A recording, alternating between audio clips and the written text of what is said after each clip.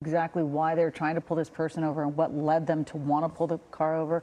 But we do know that the LAPD Olympic Division is trying to pull this car over, and we'll find out when this person hopefully will give themselves up. Yeah, he pulled over for a moment is what we're hearing, and then he stopped at La Brea and Washington, pulled over, made some hand gestures to the officers, and then took off again. And again, they believe that he has a weapon.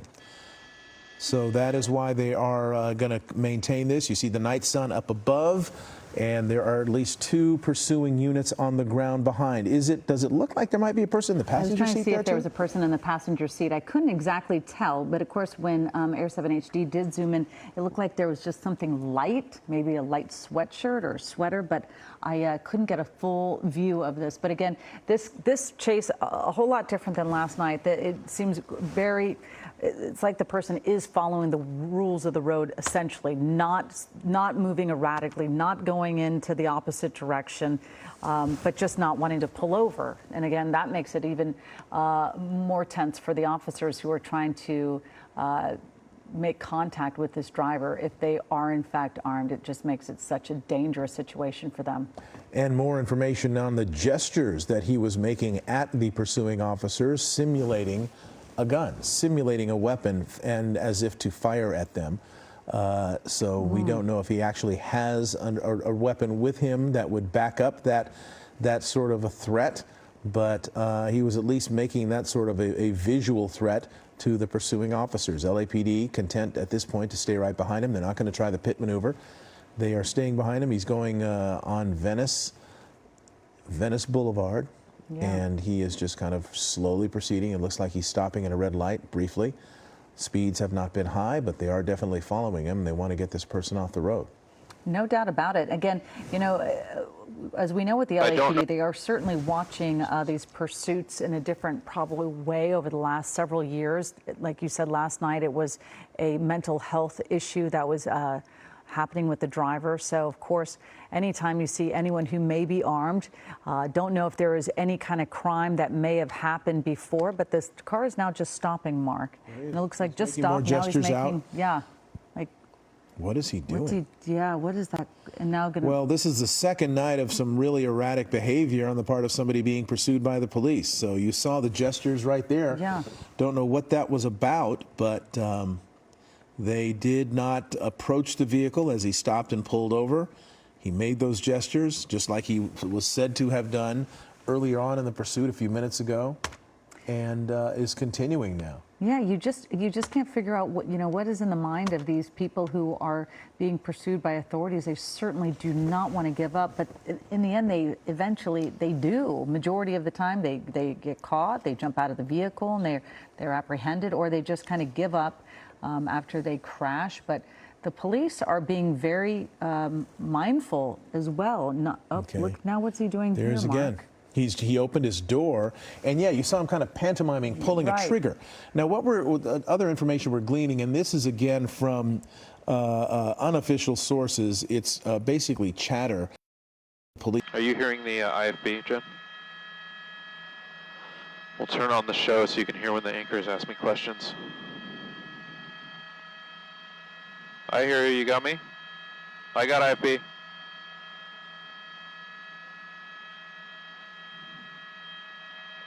I don't have that information. I just have possibly armed and failure to yield.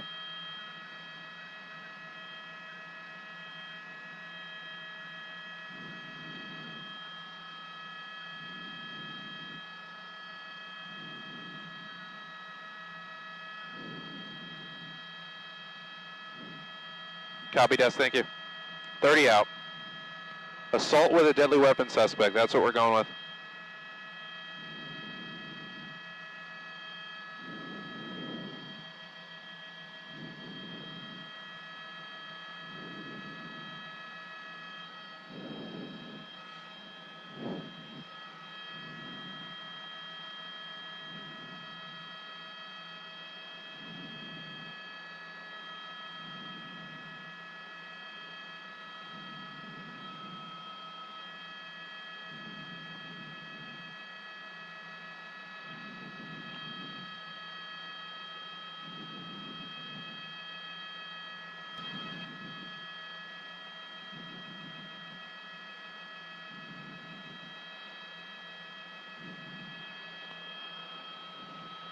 Yeah, guys, good evening to you. This is going to be in the Mid-City area, Venice Boulevard, heading eastbound towards downtown, passing Manhattan Place. And this has been an interesting one so far. Fairly slow speed. You can see the speedometer there, almost unnecessary in this one, going only about 20 miles an hour.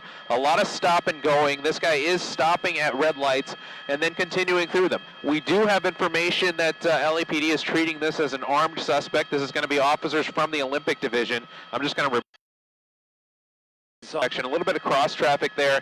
Not something that you want to see in this situation, but you have LAPD 1, 2, 3, 4, 5 units staying very close to this one, passing by the Carl's Jr. and the CVS, continuing now southbound on Western, and again, still at slow speeds. I'll turn the speedometer back on, and you can see we're pretty much at 10 miles an hour. This one started at Washington and Bronson. Once again, this is a possible assault with a deadly weapon suspect. We are hearing that LAPD is treating this as an armed suspect, and now there's an aggressive maneuver around some vehicles there. Not quite going through a red light, but aggressively moving around some other vehicles. Jim Pollard, our pilot, is going to maneuver News Chopper 4 around these buildings here, and you can see LAPD kind of making their own aggressive maneuvers to try and keep very close to this suspect. Still, not going very fast, just leading multiple LAPD units from LAPD's Olympic Division down on a little Friday night parade through LA's Mid-City area, now making a right turn on Washington Boulevard. This one, just from these early indications, it appears that this guy probably, I would venture to say he's not going to jump on a freeway and go any long distances. He's going to stay in this general area. That would be my assumption just from what we're seeing so far. We've come eastbound a bit, we've gone southbound, and now we're going back westbound. This is probably going to be one of those pursuits that stay in this general Mid-City area. If you're in the area, we have the best pictures of this. Stay inside your home. That's going to be the safest place for you as this pursuit continues westbound on Washington Boulevard, passing Gramercy Place, very close to the Jefferson Park area.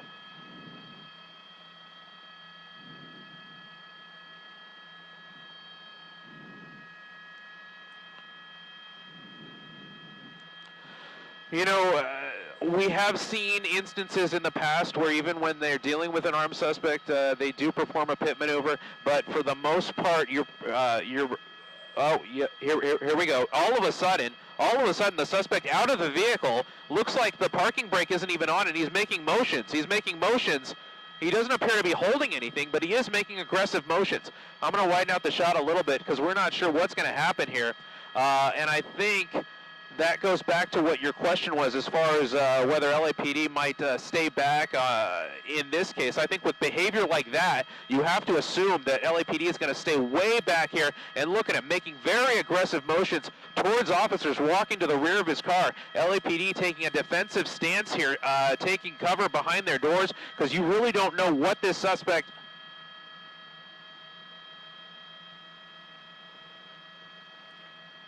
We don't believe there's anyone else in this car. We just think it's this one individual suspect. And look at him there, making finger motions with his hand. This is a very frightening situation here because officers do believe that he has a weapon in his car, even though, from what we're seeing here, it does not appear that he's holding anything like that. I'm going to be very careful not to zoom in, though, because you don't know what he's going to do. But you see multiple officers from LAPD pulling up, and now he's back in the car.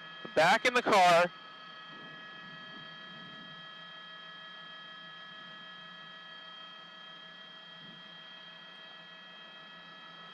That's certainly a possibility, although visually, from what I can tell here, I do not see any damage. We have not heard of any accidents or anything of that nature.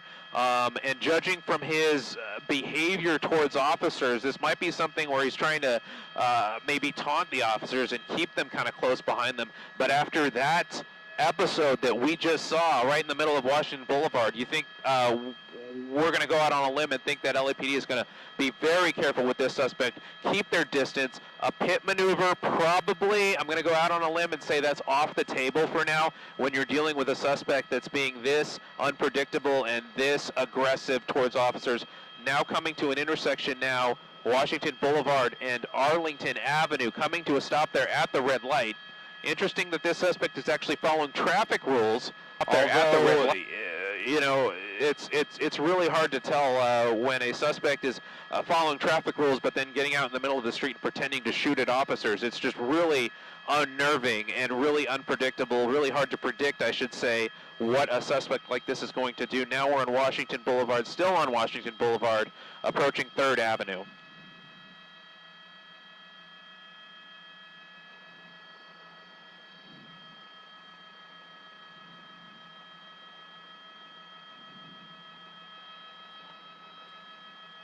The reports that we're getting at this point are that someone actually called LAPD to report a possible assault with a deadly weapon, and when LAPD arrived on scene, the suspect then took off. Just monitoring some other information from our scanners here. We do know that the initial person that called LAPD did report that they saw this person with multiple weapons. There were multiple weapons mentioned in that initial call to LAPD. So that's the information that LAPD is working off of right now. And going off that and the behavior that we've seen so far, you can imagine that LAPD is going to be very cautious when dealing with a suspect like this, especially going at slow speeds.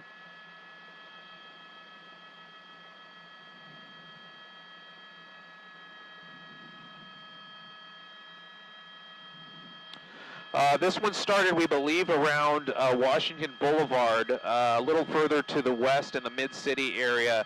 We'll get that cross street again for you where this started. But now we're a little further to the, let's see, we're a little further to the south and to the west now. But the suspect appears to be kind of staying in the same general area, going eastbound for a distance, then southbound, and then back west for a distance. So we're still kind of saying... This has been going on for about 15 minutes now. We first heard the call at about 10:50 this evening, and you know, this is one of those ones where you really don't know how it's going to end or how long it's going to go. It just depends on the stamina that this suspect has. But LAPD has enough resources here to deal with that, and they're going to be able to outweight this suspect no matter what he does.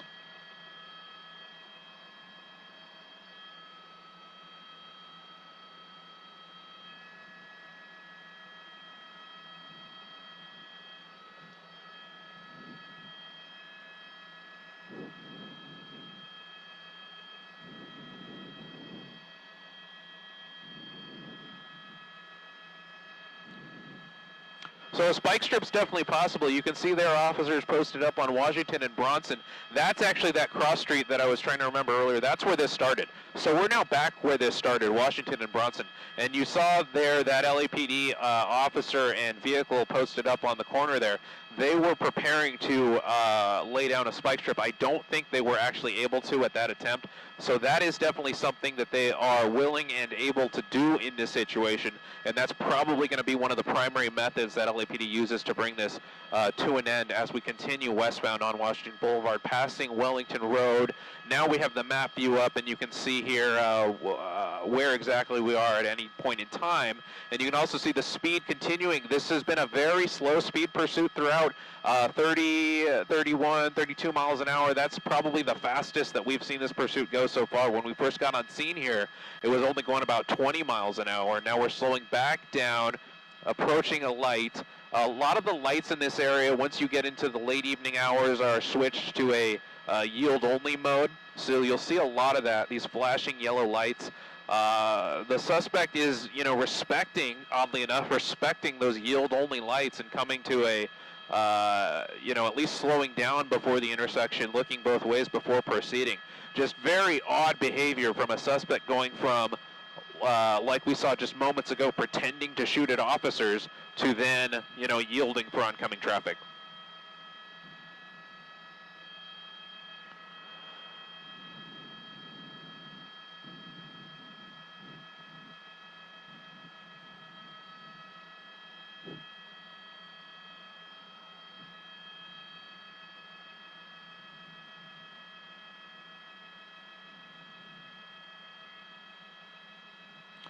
We weren't hearing anything of that nature as far as what exactly he was saying.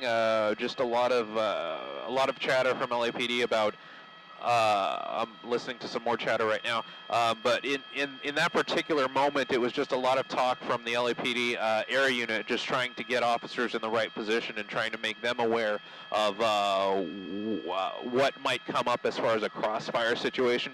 That's always something that LAPD is concerned about when they draw their weapons towards a suspect. They always worry about crossfire. You never want to have anything kind of further down in front of you that could be impacted if they had to use their weapons in that way.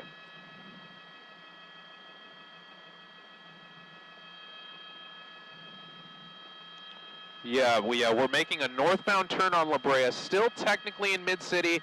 Yeah, this would definitely still be in the Mid-City area. Next, a little further north, we're going to get into probably not quite Beverly Hills, but if we go a little to the north and a little to the west, you will end up in Beverly Hills. A little further north from that, you'll get into Hollywood.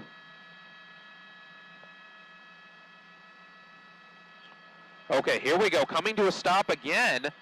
And again, making motions with his hand as if he's shooting at officers. And then closing the door again, brake light off and continuing on. Just extremely, extremely odd, aggressive behavior from this suspect.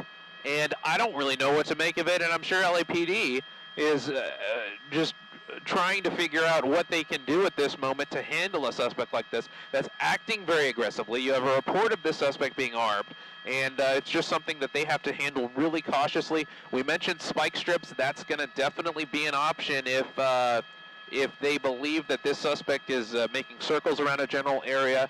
If he's going in a straight line for a good period of time, they will try to position officers in that way. And now stopped again, La Brea, near St. Elmo, again, making those gestures. I'm speechless right now. This is something that I've never personally seen anything like this. This guy just basically putting on a show for these officers, pretending like he's in a movie, I would say. And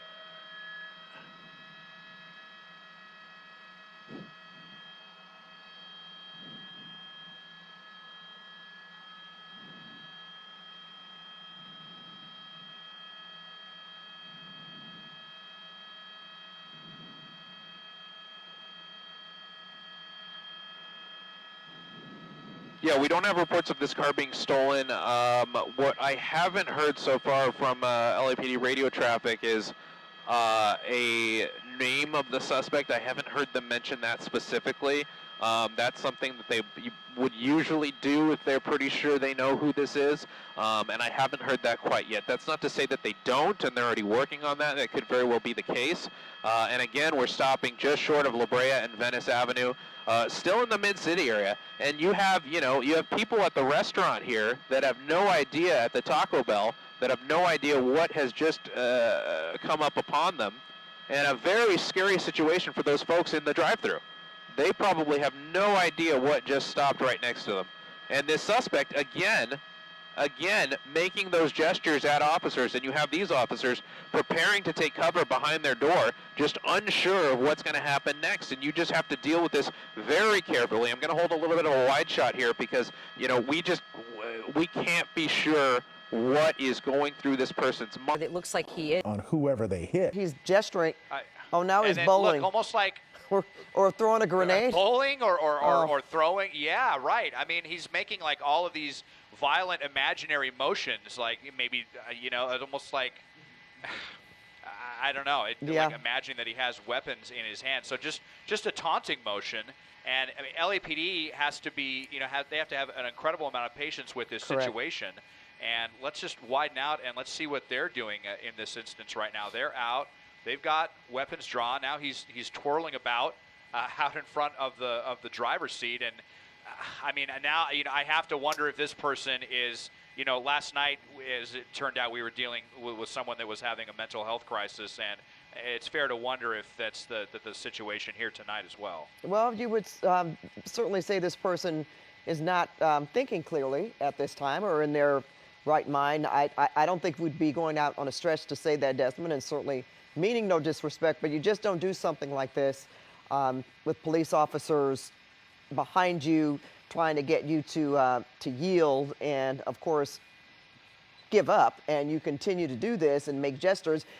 And you know, Desmond, when I say this, I mean, it just takes one wrong movement. You know, what if you jump out of that vehicle and there's something shiny in your hand? You know, that could be a very dangerous situation. Yeah, well, absolutely. And A phone. again, because of what this suspect is wanted, yeah, you know, a black cell phone or something. And if you have that in your hand and you are, you know, kind of holding that in maybe, you know, horizontally, and it's made to look like a gun, in a split second, you're putting the police in a very, very difficult situation. I have to wonder if they have the less than lethal at the ready, some of these units, you know. But when this driver comes to a stop, you know, if anyone else is in the vehicle, they would have the opportunity at that point to get out, one would think. So we're going off the assumption that this is just this solo male occupant in this vehicle, just continuing westbound on Venice, and that's the information that LAPD is going off of right now. Continuing this very odd, very slow speed pursuit going on for about 30 minutes now, approaching another intersection.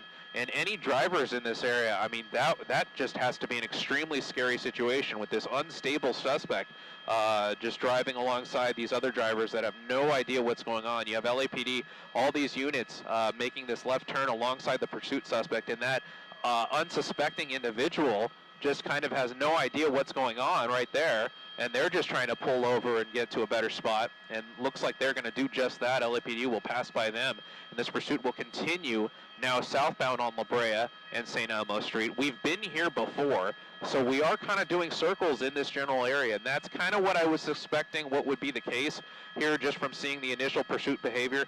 Now we're turning on a new street that we haven't seen the pursuit suspect go down before. This is St. Elmo Drive, now making a northbound turn on Highland Avenue. These really narrow residential streets, very hard even for, you know, you can't really pass somebody if you're going in the opposite direction, so it'll be very interesting to see. Right, exactly. It'll be very interesting to see if he'll come up on oncoming traffic and what that oncoming traffic is going to do. In the meantime, all these LAPD units are going to filter down this very narrow street, and you can see here 1, 2, 3, 4, 5, 6 and other vehicles behind this pursuit as well. And now we're going to be able to get out of this residential area, thankfully, and pop back out, it looks like, to Venice Boulevard. You see the LAPD air unit overhead calling the shots for the officers on the ground. And this will continue at this very slow speed. It's very hard to tell when he's going to come to a stop because he's just coasting along, now coming up on what I can only assume is a taco stand down there, very slowly passing by. Very glad he didn't try to make a stop there because that would be a very scary situation. And we're just continuing 5 miles an hour down eastbound on Venice Boulevard, again, kind of in the same area where we've been for the past 30 minutes.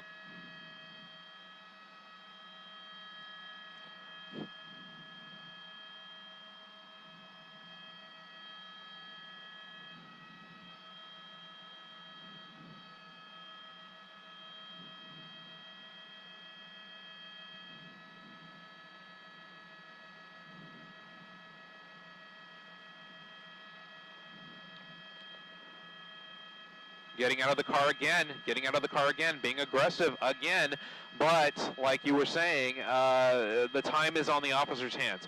They control the situation. What they don't control is the crowd behind them. That's a little bit of a scary scene here. You have someone trying to run up on the scene here, possibly a stringer, a freelance photographer, more people running up on the sidewalk. That's definitely not what we want to see, not what we advise, especially in an unpredictable situation such as this. You have all these LAPD units here and other LAPD units trying to get to the scene, but they... Hands.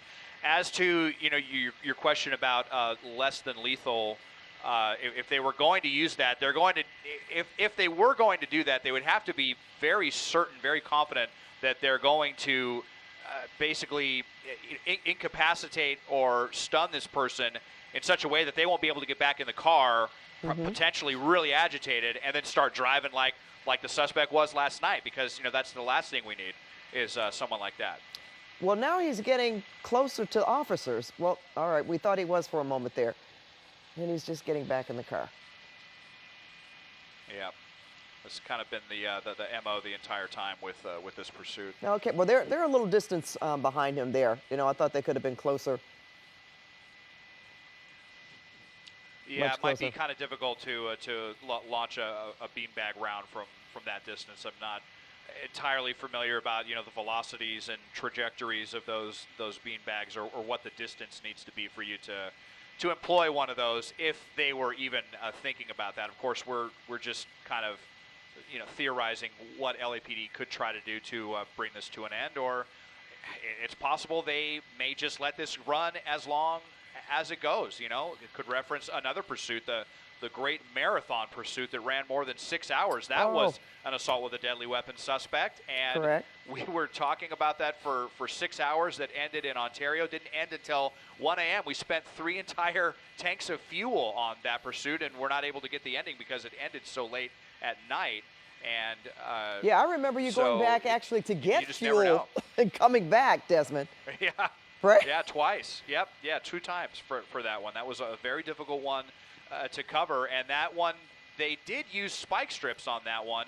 But if folks recall that they watch a lot of these pursuits, even after the tire was off of the rims, the guy was still driving on the rims for about 10 miles at like 2 miles an hour, and that's why it lasted so long.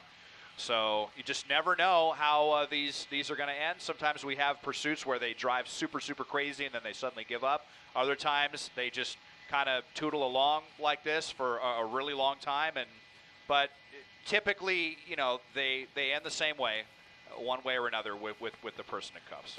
And I guess we should remind our viewers as well that LAPD they have the time, so they can pursue this as long as they choose to do so.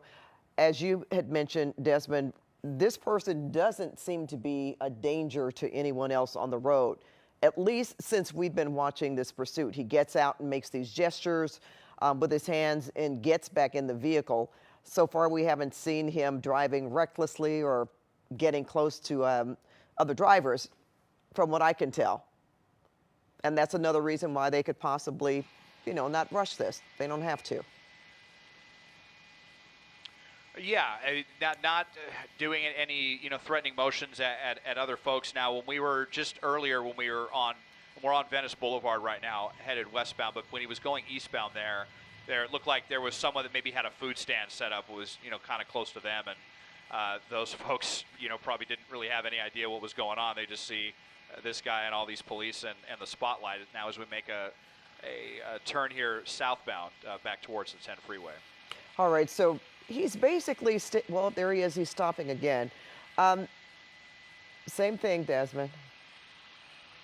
It's almost like he's telling officers and now to come actually to him. stepping Yeah, he keeps stepping. Yeah, it is, and almost stepping away from the vehicle, quite a distance from the vehicle there as well. And another one of the less than lethal means that I know they have are these little pepper balls, these little kind of pepper pellets that they can spray. Okay, well now accelerating and going through a red light, so just like this now back eastbound on Venice, and just when this suspect was going so slowly, just kind of pulling a maneuver right there, cutting off a whole bunch of vehicles and headed back eastbound. There you see a motorcycle officer who's monitoring this one as well. So let's see if the suspect has suddenly decided to get a little bit more aggressive with this. Well, he's making another turn. Oh, no. He crossed Oh, yeah, head he's on. on the wrong side of the street. On the wrong side of the road now. Yep, yeah, going eastbound in the westbound lanes of Venice. Coming into a parking lot right here, but reversing. So we'll just stay here because it looks like just kind of doing a very, very wacky and illegal way of doing a three-point turn. Okay, he's in front of the LAPD Wilshire station now, we understand. So not sure if that was by design or what this suspect is doing. But now we're starting to see some extremely weird driving. Kind of going in circles now right in front of the Wilshire station. And if this suspect wants to get on it, he is in a fairly capable vehicle. It's a Mercedes. I believe it's a 3 Series, but depending on the size of the engine. And now we are starting to see some speeds creep up here as we're eastbound on Venice Boulevard, kind of headed towards downtown Los Angeles. All right. Well, Desmond, here we go. These are two for the record books, 2 nights in a row. Now he's making a U-turn, going back the other direction. And the reason I said 2 nights in a row, because this is rather weird driving, erratic behavior here. He's picking up speed, but at the same time, we haven't quite seen this happen before, with a person just getting out of the car and motioning to police, as this person has done. There's a is that the motorcycle officer in front of him? Well, now behind him now. I really don't like to see this. Now so this motorcycle officer behind, I'm not sure why this officer is getting into the fray right now. It's not often that you see motorcycle officers pursuing vehicles. I mean, they'll pursue other motorcycles, but it just puts them in such a dangerous situation. And with the way that this suspect has been acting, and again, talking about assault with a deadly weapon, it's just kind of surprising to see that motorcycle officer getting so close, out of the vehicle again. This is probably the 10th time that he's done this. Just very, very bizarre. Is this person under the influence? Are they having a mental health breakdown? What exactly is going on? But now it just kind of seems to be hanging around the LAPD Wilshire station right here on Venice Boulevard. And we saw the person last night. We figured he was taunting police. Well, he was taunting police, doing his donut turns and almost gesturing them to come get him, until he finally gave up. He pulled up actually in front of his home. Isn't that right, Desmond? Yeah, he ended up eventually driving to his home, and officers were there waiting for him, and they all swarmed him the second that he got out of his vehicle. Kind of surprised him there at his house. So they have to probably know where this person lives as well, and if that is the case, then that is another option for them if they want to really think about public safety. Now, we're not seeing anything in the same universe as what we were seeing. Well, what we saw last night. I've never seen anything like that, with the constant circles in the intersections and crazy U-turns and all that. But this person is beginning to drive a bit more erratically and still continuing those strange violent motions, but kind of been circling around this area. So we're right here, the Midtown crossing area at Venice and San Vicente. It certainly seems like it would be a good opportunity if they had an officer with some spike strips that they could throw those out there if they wanted, but perhaps they don't want to put officers in harm's way. All right, if you're just tuning in, this is a vehicle. It's not a stolen vehicle. We understand that this person was wanted for assault with a deadly weapon, and we're not exactly sure what that is, if it was a gun, a knife, or the vehicle itself, or some other kind of object. But Desmond has been overhead in the Mid-City area for the last 20 minutes or so, watching this driver just sort of drive in circles, stopping from time to time, getting out, making motions, almost like machine gun motions to police officers, and then getting back in the vehicle and pulling off again. Really no rhyme or reason here. He seems to be staying in the same area. Is that correct, Desmond? In Mid-City? Yeah, definitely been staying in the same vicinity for most of the time during this pursuit. Now, we're getting a pretty good look through the windshield. Still kind of dark, but pretty safe to say that he is the only person in this vehicle. We didn't see anybody else get out that entire time that he was getting out and making those motions at officers. So that should at least answer that question. But yeah, the last 10 minutes just kind of been circling around Venice Boulevard and coming up to kind of a weird intersection right now. I think we're coming up to, this is still near San Vicente and Venice. So just circling around this area. They were actually asking if any units were there at the Wilshire station. Maybe they need to make sure that those officers are aware of that, just because it was pulling right up to their station right there on Venice Boulevard. But just kind of cruising along, getting out every 5 minutes or so, making strange motions at officers. And now you can see people there on the street coming out and getting film that they're probably going to put out on social media. And so now we're kind of in that situation where he's been circling the same area so long people are starting to find out what's going on, and this is, starting to turn into a spectacle. And that's probably what's motivating this person to continue to drive. At least one of the motivations you would think. I mean, I think it's safe to surmise from that, because we're not exactly sure, pardon me, what this person, what's the end game here? Is he just going to stop at some point and just finally give himself up, or are police going to be able to take him down, so to speak, if he gets out of the car long enough? I was wondering at some point if he was walking back close enough to police where they could possibly do something like that, or use a beanbag or some kind of projectile on him, and non-lethal weapon at least, to get him to stop. But don't know if that's going to happen. Is that a spike strip? Okay. No, I think that's just a crack in the sidewalk there. We'll just kind of widen out, and there's fantastic LA streets right here on Venice Boulevard. Just trying to get as good of a look inside as I can when LAPD is shining their spotlight overhead, and we have our extra zoom kind of calibrated into the vehicle, trying to see anything, if they're making any kind of weird motions, or if, holding something in his hand. Looks like there's a yellow bag right there on the passenger seat. Sure, LAPD is wondering what is inside that bag right now. Of course, they have a crew of 2 inside of that helicopter. They have the pilot, obviously, and then what they call a tactical flight officer, who is basically controlling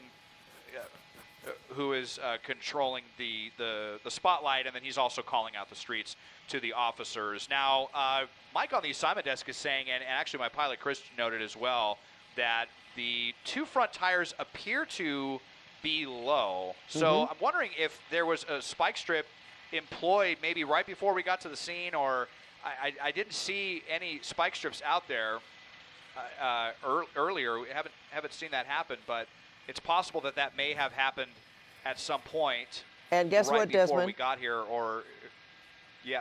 But we understand also from our assignment desk that the LAPD did call for a beanbag. Okay. Good. Yeah. So we'll see if they decide to shoot it through the back windows, or okay, is he going to get out of the vehicle again, or if they're just going to do it when he gets out of the vehicle, coming out and giving some choice words to officers again. Just a lot of taunting here. It's very rare that you see him get out of the vehicle and make these kind of motions. So many times we see suspects giving half a peace sign out of the sunroof, or if they're sticking their hands out the window. But here he is out of his vehicle and motioning like he has guns in his hands, and then throwing up his arms like, what are you going to do about it? I'm just going over the body language here is extremely weird. And here's officers down here, and yeah, okay, so I mentioned the green rifle, and there it is. There's the less than lethal, and that's either going to be beanbags or pepper balls right there. So that is what they do have trained on the suspect, and they're keeping their distance. You know what makes this so he's just unusual kind too? of continuing to do his thing. Yeah, and you said do his thing, and you're right, Desmond, because he spent, this is a little bit of time here. It's not like he just jumps out and jumps right back in the car. Now, yep, he's walking closer. And I'm wondering if they're just waiting for him to step just a couple of more feet away before they, launch one of these beanbags or pepper balls at the suspect, because he is starting to kind of creep away. He'll get maybe 10 feet away from his car and then come back. And I just would love to know what he is shouting at the officers. Oh, there he goes. He's right now. And yeah. Back in the vehicle. Yeah, and I mean this could go on for hours. I mean, who knows how long this person wants to drag this out? But okay, there's another spike strip, so that answers that question. That they are willing to spike someone that they believe could be armed. Unfortunately, he saw that one coming, and just not the perfect deployment there. Was able to kind of swerve to the left and get out of the way. You know what was interesting? So they were. I think, he didn't notice it because his back was turned, and while his back was turned for that period of time when he was taunting police officers, there were other officers behind him laying down that spike strip. Right. Is that how so, that went so down? Yeah, when he gets out and it looks like it. It looks like the officer was kind of able to set up there a little bit and try to give a bit of a surprise for the suspect while he was out hooting and hollering at LAPD. And now we're hearing that they did attempt to hit the suspect with a foam bullet. So not a pepper ball and not a beanbag, but they also have these foam bullets. So there's different types of less than lethal ammunition that LAPD has, and it sounds like they have some think of it as kind of somewhere between maybe a BB gun and a Nerf gun. I mean, obviously way more powerful than a Nerf gun, but kind of the same concept there, and just enough to try to kind of, yeah, go ahead, Pat. Okay, Desmond, yeah, we're going to have to sign off here on CBS2, but we will continue to follow this pursuit on KCAL 9 and streaming on CBS News Los Angeles. The Late Show's next.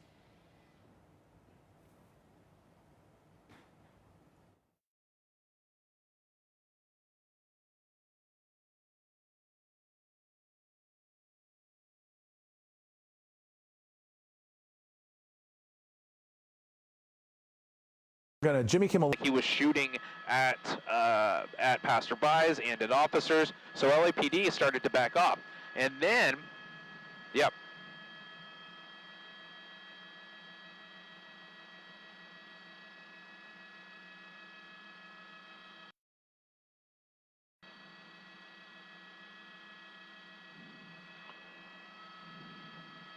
We've been following a slow speed pursuit of a driver who was wanted for assault with a deadly weapon. This started in the Mid-City area, and we've been watching this driver for at least the last half hour. He's been driving, stopping the vehicle. It's a Mercedes, and I'm going to let Desmond Shaw explain what it is in a moment, but he's getting out of the vehicle. He makes gestures to police officers like he's firing a machine gun of some sort, taunting them for pretty long periods of time. I mean, like several minutes, long enough where if police were close enough, they would certainly be able to fire some kind of non-lethal weapon at this driver. And I would be surprised, Desmond, if just in the next couple of minutes or so we see him stop again and do the same thing, because this has been pretty consistent behavior with this driver in terms of the starts and stops. Yeah, very consistent indeed. It's been almost every 5 or 6 minutes that the suspect is getting out of the vehicle and making the motions at the officers. Now, last time he did that, the LAPD tried to take advantage of that and get a spike strip laid out in front of him. And that would be my hope, is that if they could just get that out there deployed, and hopefully the suspect won't see it, and they can shred this person's tires. But even if they do that, this person may still drive on the rims for several more miles. We've seen that quite a few times, but this is an assault with a deadly weapon suspect, a Mercedes C-Class here that's been kind of around the same area, Mid-City LA. It's been LAPD's Olympic division that has been in pursuit. We were on Venice Boulevard for a really long time. We're eastbound right now on Washington, so very close to the 10 freeway. They have their spotlight over the head. We'll just widen out and show you how many of the units they have in this pursuit. And this one has been such a slow one that they're probably just going to continue to go with it until the suspect decides to go up, or decides to give up or run out of gas, or hopefully they can disable the vehicle somehow, Pat.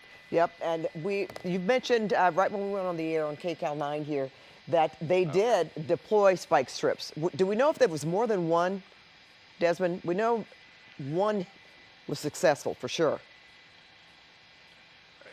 Yeah, we believe that one was successful because there may be an issue with both of the front tires here, that they look to be a little low. And that is the whole idea with the spike strip, is that it doesn't just rip the tire to shreds. It's designed, these spike strips, for the spike to actually go inside the tire and slowly deflate the tire, so that it doesn't put the suspect in any danger either. It just eventually they're going to realize they're out of air, and then they can feel the kind of the thump of the empty rubber on the asphalt, and hopefully will inspire them to stop, but not always the case. But we're creeping towards downtown Los Angeles. They have less than lethal at the ready as well. They already discharged at least one foam pellet from one of those green guns that we saw earlier with the officer when he was outside of the vehicle.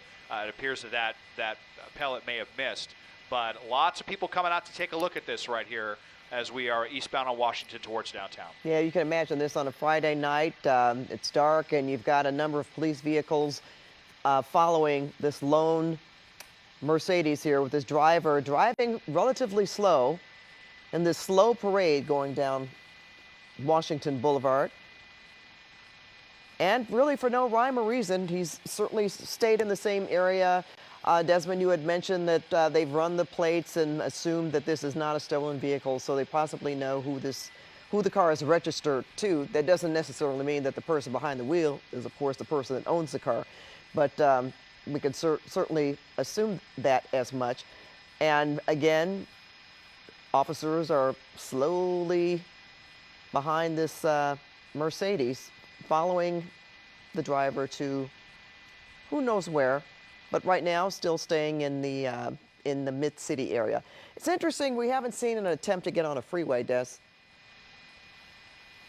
Yep, no freeway at all that we've been aware of at all on this one, Pat. It's been pretty much exclusively surface streets on this, and it's been, a lot of the same surface streets. It was on Washington earlier, then came up Crenshaw towards Venice and was actually looping around the LAPD's Wilshire station on Venice near San Vicente for quite some time now. He's decided to go eastbound on Washington, and just the way this is going, really slow speeds, but all of these people out here, everyone's got their phones on. They can hear the helicopters, they can see the spotlights, and apparently we believe that LAPD motor unit, the motorcycle officer that we saw earlier, was actually in the vicinity trying to hold back traffic. So you see how many resources get tied up, and the degree that LAPD is willing to go to try to keep the public safe. If we continue all the way down this way, we're going to go, we're going to end up in the downtown area. Excuse me for a second. I'm going to talk to our assignment desk and get some more information. And that there is a victim involved in this caper.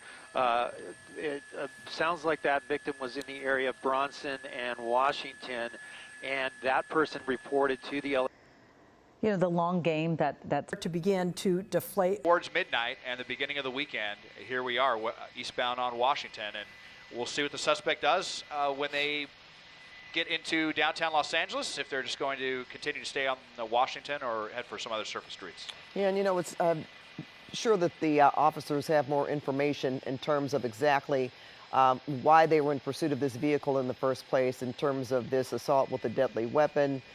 Did this person pull a handgun on someone? Those are some of the things that have been, rumors that have been floating, but we have not been able to confirm that.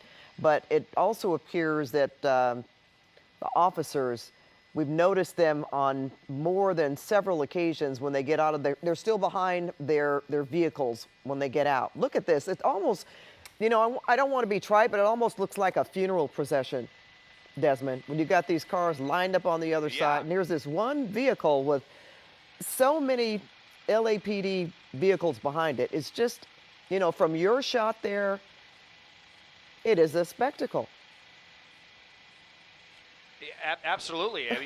Or like a little mini pursuit parade is kind of the way this is going. Just this like big tour of Los Angeles. Okay, here we are, stopped again. So let's see, out of the vehicle again, making the motion. And okay, that was a quick one. Just wanted to get out and get right back in the vehicle. And we see, officers, they jump out the second that the second that the tires stop spinning. They're out, they're ready, looking for an opportunity.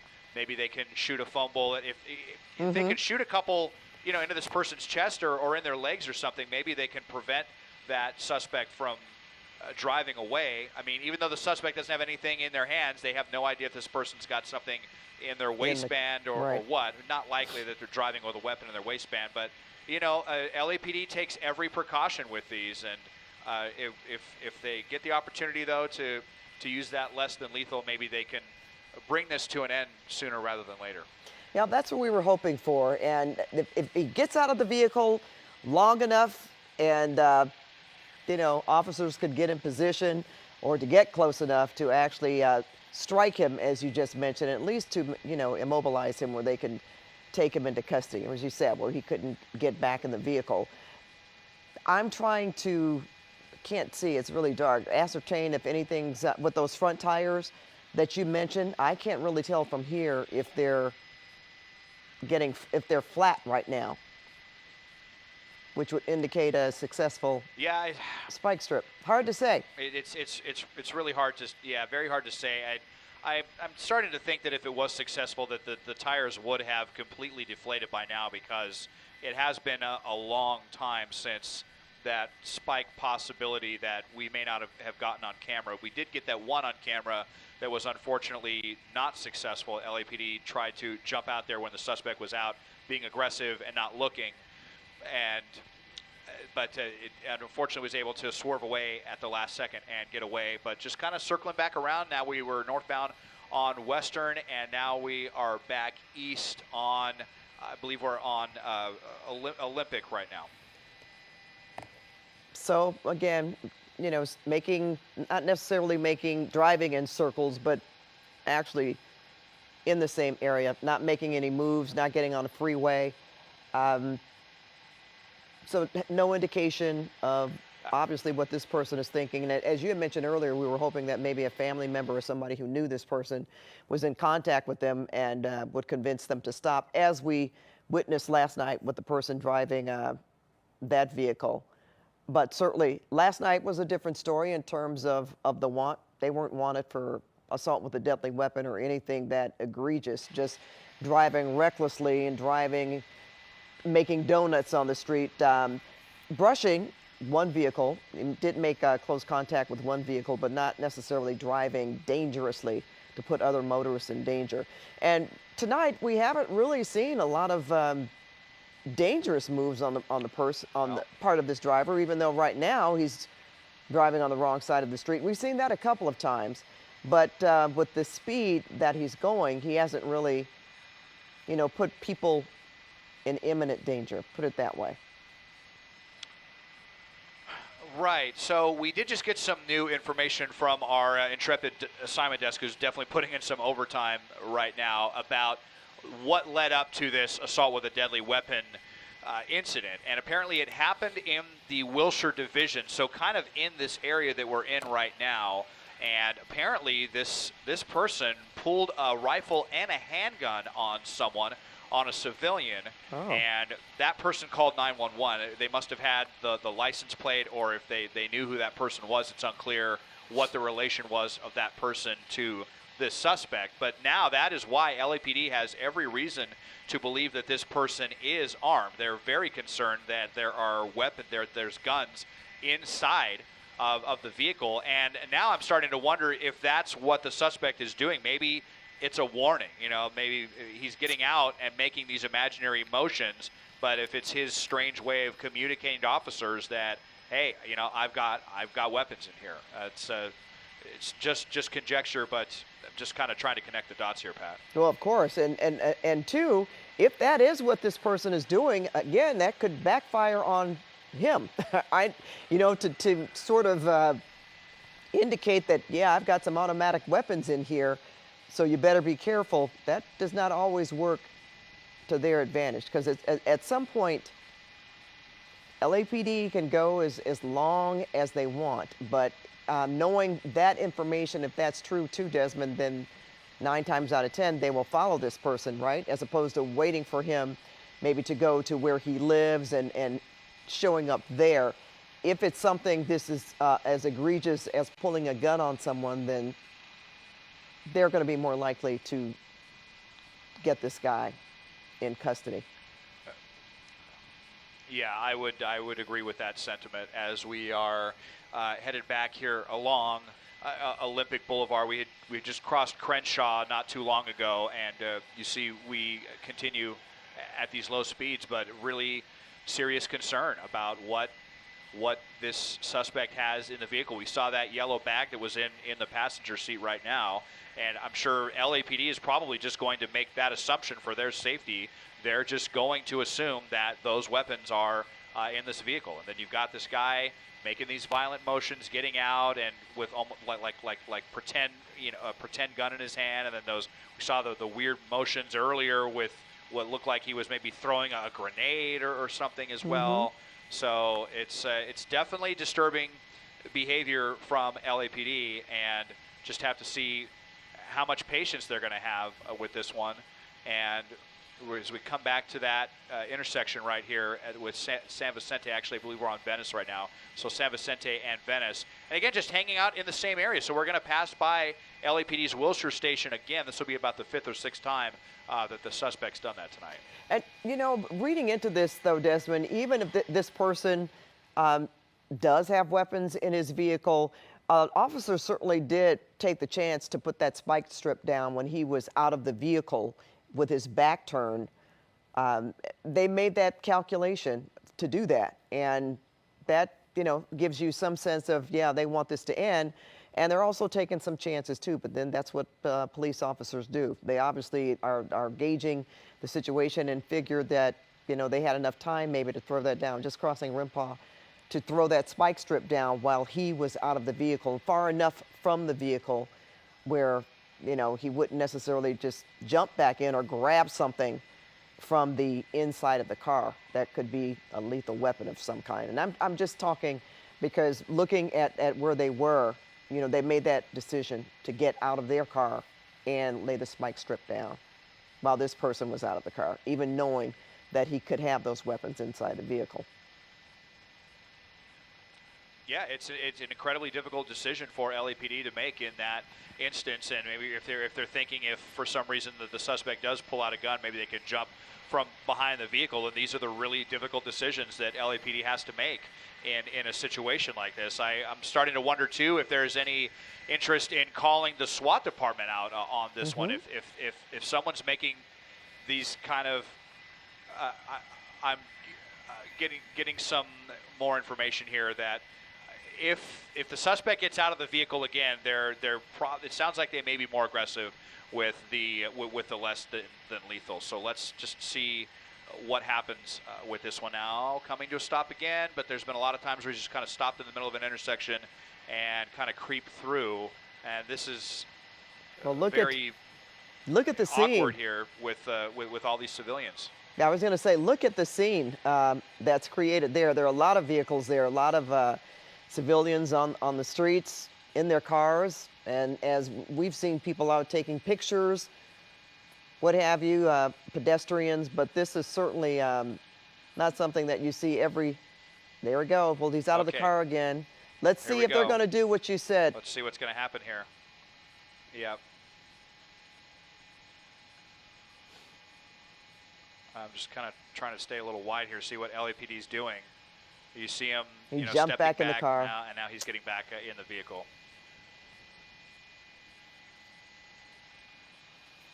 I noticed some people out on the street.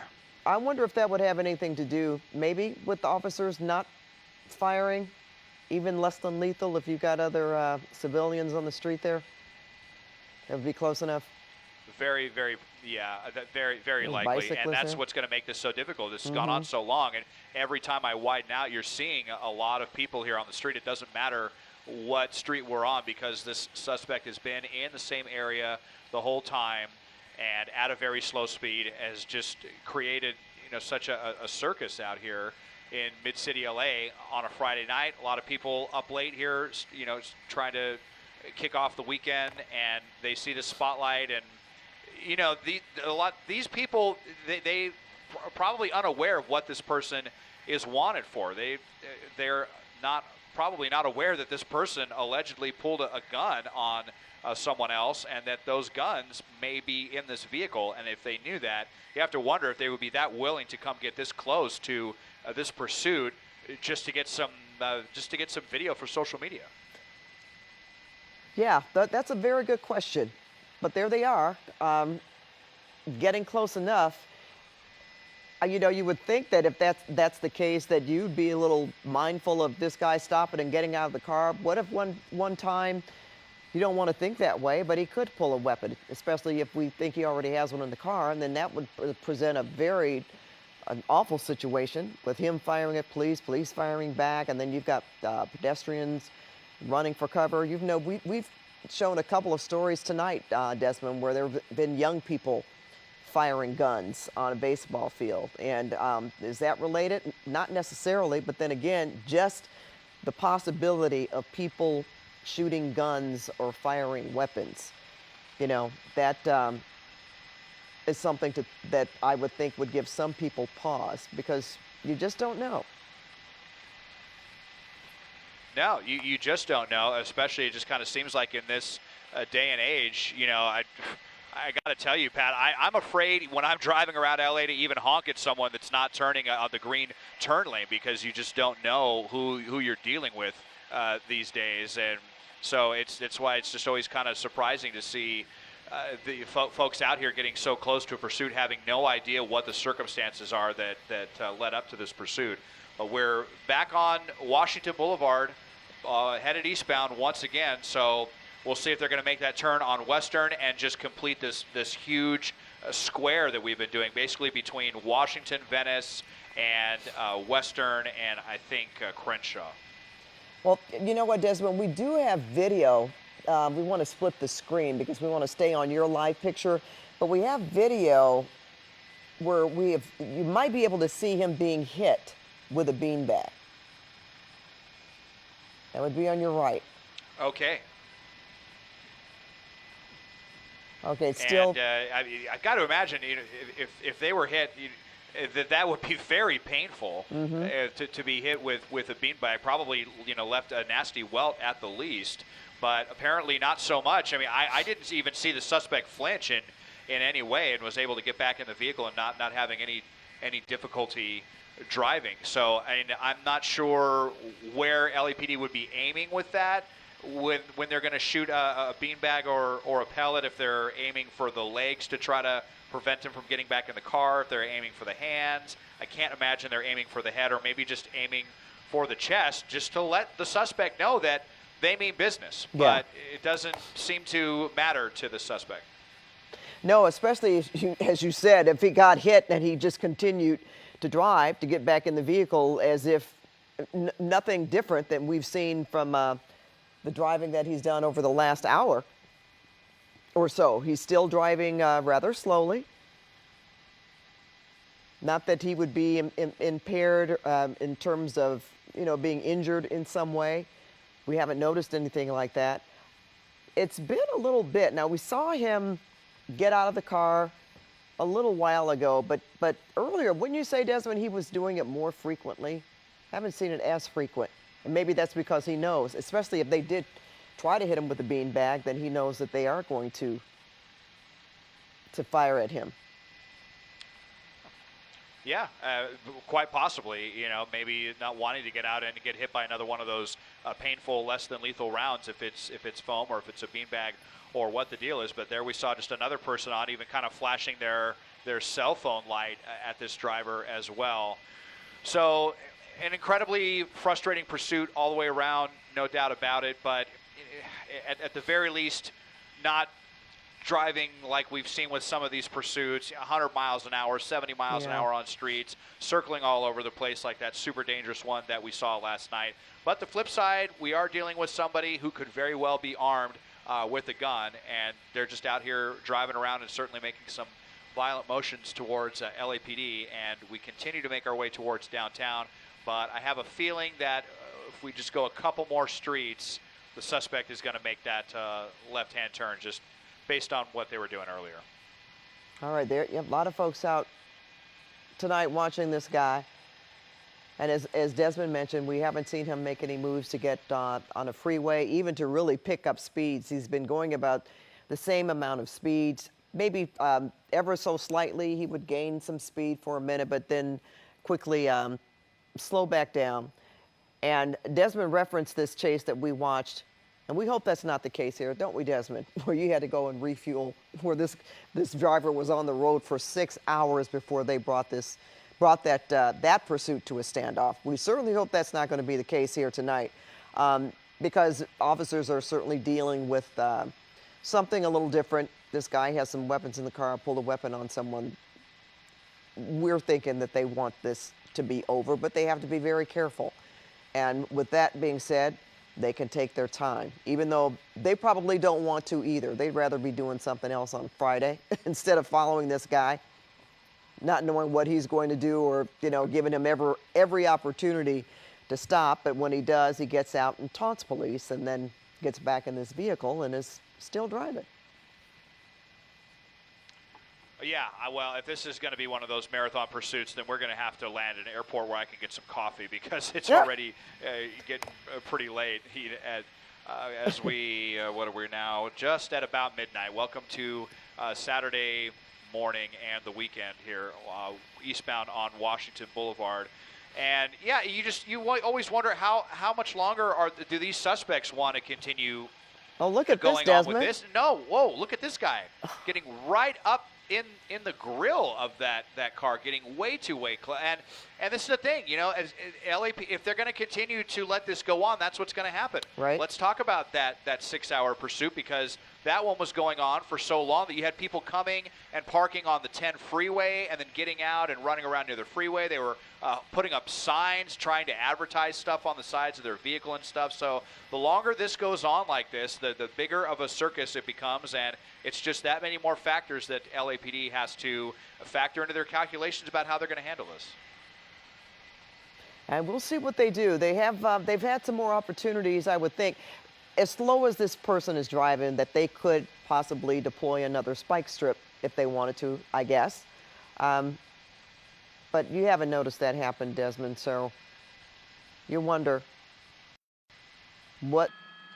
May have run flats installed. And A lot depends on what the next move of this driver is going to be as well. But he's got, you know, Yeah, there's a reason he's driving as slow as he's driving. Don't you think? You do wonder about the tires, definitely. If the tires are an issue, they do appear to be low. It's just kind of difficult for us to see if they're. I think that if they were, well, look, there's a really good look right there, and you know what? Mike, our awesome assignment desk guy, just made a really good point. I mean, this is a Mercedes, and these could very easily be run-flat tires as well. So those tires, very expensive tires, not uncommon, though, on higher-end luxury cars. And if that's the case, they can go on for a very, very long time. And in that LAPD took to get out there to throw that spike strip could have been for nothing. And he's driving in such slow speeds as well, which almost, you know, you wonder, well, why is he doing that? To make sure, you know, he doesn't want police to really, well, look at that pedestrian trying to keep up with the car. Well, that's just how slow he's driving. That person is running and almost caught him. But just in terms of not agitating police to the point where they would start speeding and get more aggressive in trying to stop this person. Okay, we'll see if he's going to open the door again, Desmond, Again. and get out and make more gestures of what he's going to do. We were just informed LAPD's Metro Division, which includes the SWAT team, is aware of this. They're basically being kept apprised of everything that's going on, but they have not been requested in this one, because that could be another option. We have seen pursuits that have gone on where they bring in the Bearcat, the big armored vehicle. Then they don't need to worry nearly as much about what the suspect may be armed with, and we've seen them, you know, go and pin a suspect vehicle up against the center divider. A very rare thing. It's hard to say that they would do that. That may have been in a bit more of an aggressive era for LAPD. That was one of the earlier pursuits that I covered. Actually covered that one with you and Paul Majors. Was one of the first chases we ever did together. I'm not sure if you remember that one with that suspect. There was a lot of similar behavior with that one, and eventually they brought in a Bearcat and slammed the suspect against the center divider on the 405 and brought that one to an end. But I'm not even sure if LAPD is willing to do that anymore. And talk about the expense. But, you know, they have the equipment. They paid for the equipment. But just to get that mobilized, I mean, that's a lot. That's taking up a lot of resources, which also, you know, as citizens, you look at this and you think, all right, they're tying up our officers on Friday night for something like this to stop this motorist, and you know they have to do that because of public safety. They want to get this person off the street. Okay.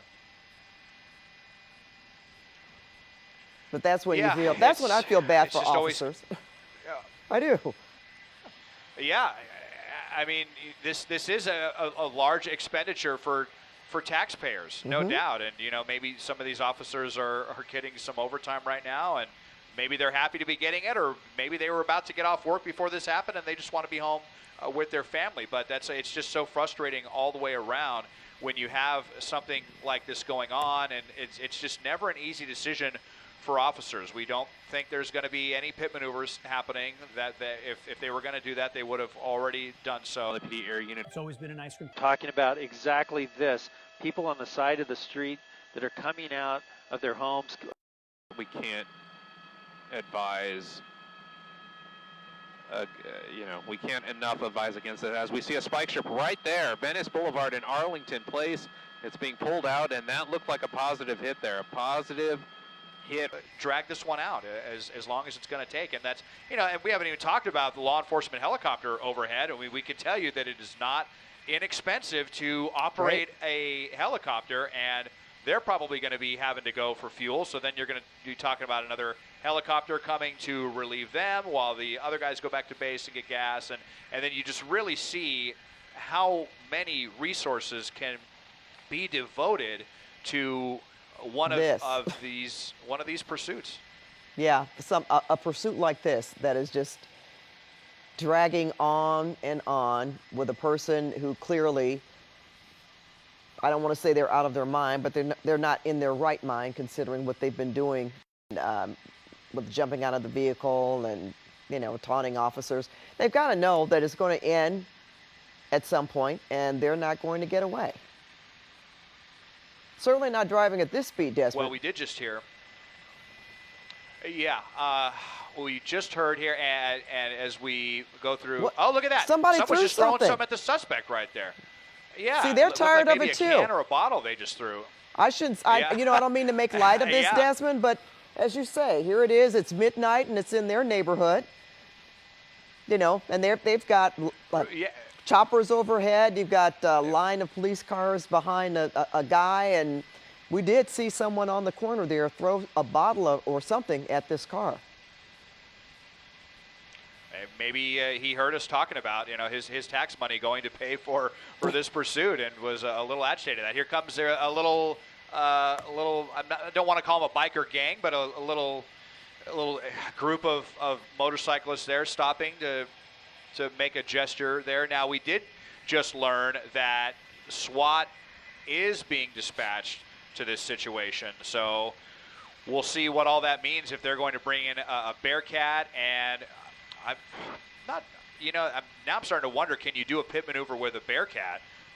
Perhaps, probably, and then, you know, they don't need to worry about getting shot because every, you know, inch of those vehicles is bulletproof. So we'll just have to see what happens when SWAT gets here, what kind of plan. It'll be very interesting to see if they can get here before this comes to an end. And see what kind of reaction they get. I bet he won't get out and start acting like he's going to machine gun people. I don't mean to laugh like that, but you know, you think about that. With those Bearcats, you know, those are humongous vehicles. So to see that amount of steel coming towards you, I don't know. Maybe this person would think twice about that. You would certainly hope so, but it's hard to believe that this person is in a very good state of mind right now. So who knows how far they're willing to take this, but we might get an answer to that question here and fairly quickly, because we understand that the SWAT department is headquartered in the Westlake District, not too far away from where we are right now, just about maybe 2 or 3 miles, and I have to imagine they're going to have the benefit of lights and sirens and not having to wait at all of the annoying lights on LA surface streets as they try to get down here. So if they want to get down here pretty quickly, they muster up everything they need to. They could get here, probably within 5 or 10 minutes. So what street are we on now, Desmond? We're back on Venice again, and Venice. he has just been doing that loop. It's been between Crenshaw, Western, Venice, and Washington.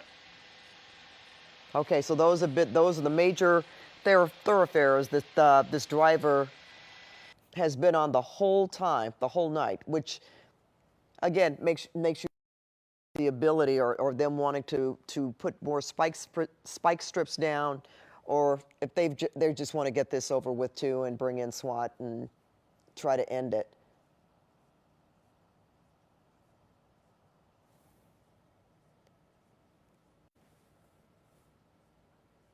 Yeah, sorry about that. So yeah, if this person has a full tank of gas and they don't bring in SWAT, and this person just keeps doing this could go on until sunup, and nobody wants to see that. Certainly not, the LAPD officers that are having to be behind this, because we have to remember they're not just driving behind this suspect. They're also calling out the radio. They're keeping track of all of the surface streets that the suspect is on, radioing that to other officers. This is tying up one of the LAPD communication frequencies as well. So it just kind of, brings that back around to everything that goes into something like this, all because one person does not want to surrender after, trying to take someone into custody for an alleged felony. And interesting too, haven't seen him stop lately and get out of the car. It's been a little while before he's actually made those kinds of maneuvers again, and he may think twice about doing that, because not long ago we saw a person on the street throw a bottle at this car. So maybe that's making this driver think twice about getting out and, making some moves or motions as he's been doing all night, or since we've been on this pursuit. Yeah, and that actually brought back memories. I mean, it's just kind of, since we seem to kind of have some time right now, Pat, of another one of those pursuits where it was a slow speed affair in the San Fernando Valley.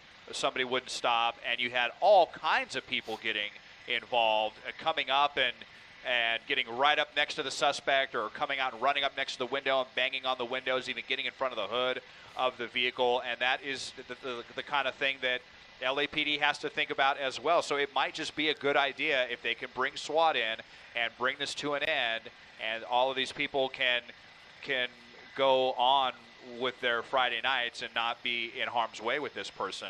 Then that's probably going to be the thing to do. Now, look at the vehicle listing a little bit. It looks like the passenger side front tire, so the front right tire, is completely dead. Even if these are run flats, it looks like you can start to see the car right now really, wobbling, really beginning to struggle. So not the driver's side, but the passenger side. When we have an opportunity, we'll come around and show you that. But we'll see how the suspect decides to react to that factor as well. Well, he's slowing down even more, and yep, he's wobbling even then. Wonder if he's going to stop completely. Is he next to another? Yeah, he's really slowed down there. Oh, yeah. Look at this guy. He's just ignoring him. Somebody who's not even. I don't even think he's trying to get involved. I think just bad coincidence that they happen to be here at this time. But look at the other people there. Yeah, I think we have a stringer down there who's trying to get some. Taking some video, and the other people there, right down residents. Here, but here's a couple other vehicles that are right there in harm's way, and I'm wondering if LAPD is probably saying over the loudspeaker to get out of the way. Well, the other vehicle hasn't moved yet, but he just really nonchalantly walked out and got in his car as if he didn't even see this guy. Now the driver is taking off again, but wobbling still, Desmond, I could tell. Yeah, Yeah, the car definitely. is definitely. And you know, just because they've lost the rubber on that side of the tire doesn't mean that this is suddenly going to end. We've had pursuits where they get going on one of those rims, and they can go for a very long time, even without rubber on both of the front wheels. So it just depends, especially at low speeds. If they were going at really high speeds and they just lost one of those tires, then you're going to have a lot of friction, and you're going to get metal on asphalt, and then things might start overheating, or then that wheel can fall off. But when they're going at such a leisurely pace as we've been seeing with this suspect, these can drag out, as we know, for a very, very long time. And that looks like that's what this driver is prepared to do, unless he just happens to stop and pull over and gets out with his hands up. But we haven't seen that for an hour and a half.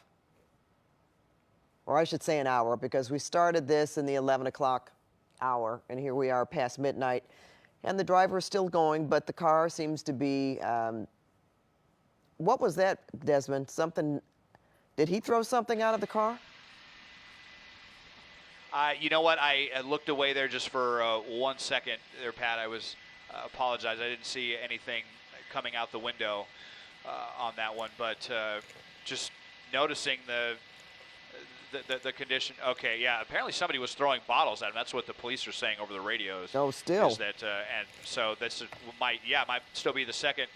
Now a second person that is throwing bottles, and it's just so crazy to see how different people come out and want to get involved in this in one way or another. If they're taking video is already one thing, but then you got other people that come out and throwing cans or bottles at someone that's wanted for assault with a deadly weapon that might have a gun in the car. It's just, really not a wise thing to do, obviously. But a lot of folks probably have no idea all of the details that are going on with this story. But here we go again, getting ready to make a turn down once again. So we're coming back over to Washington Boulevard as the pursuit parade, or whatever you want to call it, it continues, and let's just hope that SWAT gets here shortly. Yeah, because it certainly looks like a pursuit parade, as you mentioned, Desmond. Same, just really low speeds here. But have to point out again that, oh, what is this? Oh, he's just making another, well, just a little move, a maneuver of some kind there. No rhyme or reason. But notice that this person hasn't gotten out of the car in quite some time, which is something that we were seeing quite frequently at one point. But they seem to be remain in the vehicle and just continuing to drive around the same area. And officers are and maybe just methodically following maybe just running out the clock, Pat. Yeah. Yeah, maybe just thinking, this is what a lot of these suspects do when they know it's going to end with them going to jail. If maybe they're just listening to their favorite radio station right now, or whatever it is. More than a few people on the side of the road there trying to get their passing shot of this pursuit. The last time for quite some time that this suspect is, going to get to drive a Mercedes, and maybe knowing that, they're just like, well, I'm just going to cruise. We'll see how long LAPD is going to let me do this, and I'm just going to keep going and just kind of zone out. And that appears to be what we're dealing with the suspect. You said that right, zone out. I mean, if he could put this thing on on cruise control, he probably would do so, because there's certainly, it's almost like, what is it, 10 miles an hour or something? The rate that this, of speed that this driver is. Uh-oh, Desmond, did he hear?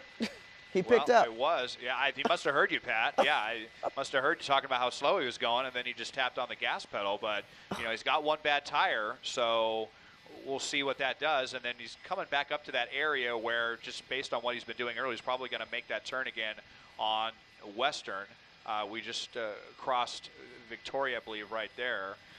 So we'll be coming back towards Western. We'll see if they make that left turn, but then kind of just easing off the gas pedal once again, kind of going back into cruising mode. And here's LAPD just back here, probably gritting their teeth that this continues to go. Now we're hearing that the LAPD now saying that we'll see if we can come around to the passenger side of the vehicle here if we're able to maneuver there. Give my excellent pilot Chris, who's had a lot of patience with this, is doing a really great job staying on this. We're going to try to maneuver and get to the other side and show you that that apparently the rubber has completely left the wheel of that front the passenger side, the front right side. Mm-hmm. So we'll see what that looks like. And Oh, actually, you can see it, see a little bit Desmond. of rubber there flapping. Yep, it's flapping there. It's probably going to fall off pretty quickly.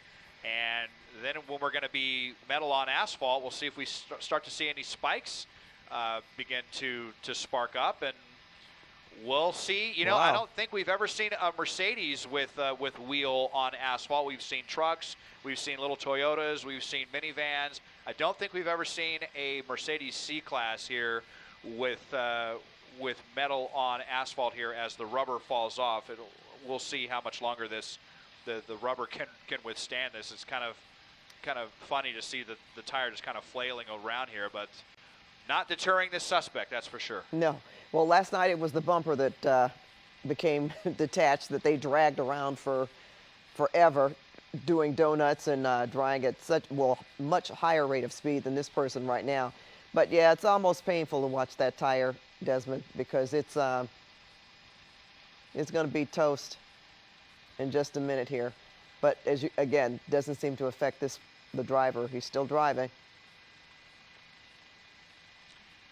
Yep, still continuing here at a real snail's pace. I mean, barely even on the gas pedal, almost just above, kind of idling forward at this point. And you know, I don't think these are cheap rims either that the suspect is about to ruin right now. Obviously, not the biggest concern for this person right now, but you know, if and when they do get out of jail, he's probably going to need a new rim on this Mercedes as well.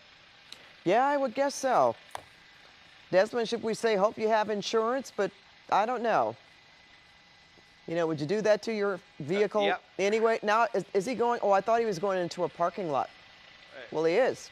Yeah, into the parking lot there. Apologize for that maneuver. And going into a parking lot, so first time to see maybe just kind of cutting back around this traffic, as I suspect probably didn't want to be at a stop.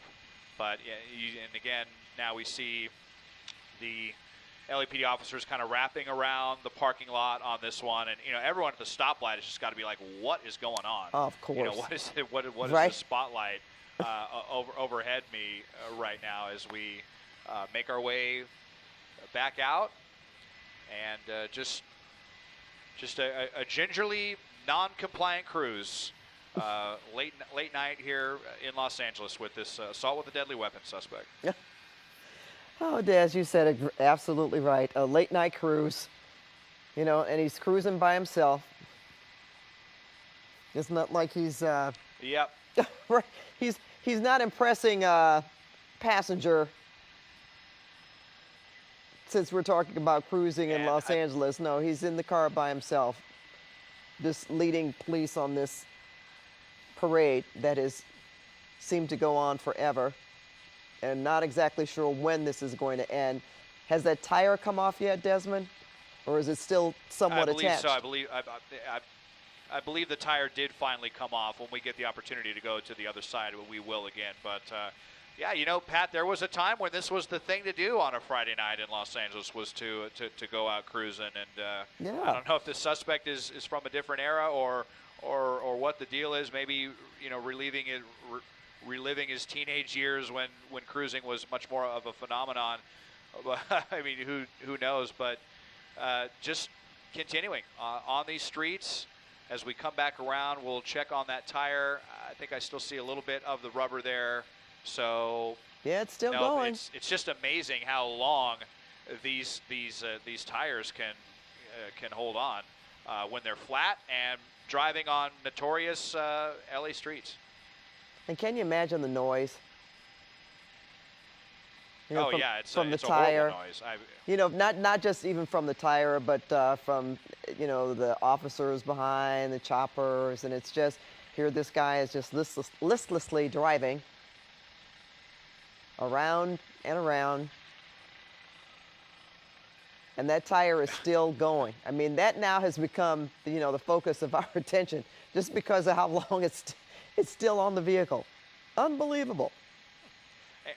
Yeah, how does it continue to stay on the rim right here? It's kind of a minor miracle that the rubber hasn't completely separated. I'm just going to be really curious to see what the suspect does once that rubber does inevitably fall off, and you know, wondering where the SWAT team is at this point now. Yeah. Just because they were called for and we understood that when they said they were on the way, that doesn't mean that they just hop in the truck and they speed down here. They go through a checklist with all of their equipment. You know, they've got to make sure that all of the officers have helmets, that everyone has a shield, that they're armed properly, that the tires are, you know, all good to go on that big vehicle, those big beefy tires that you see on the Bearcats.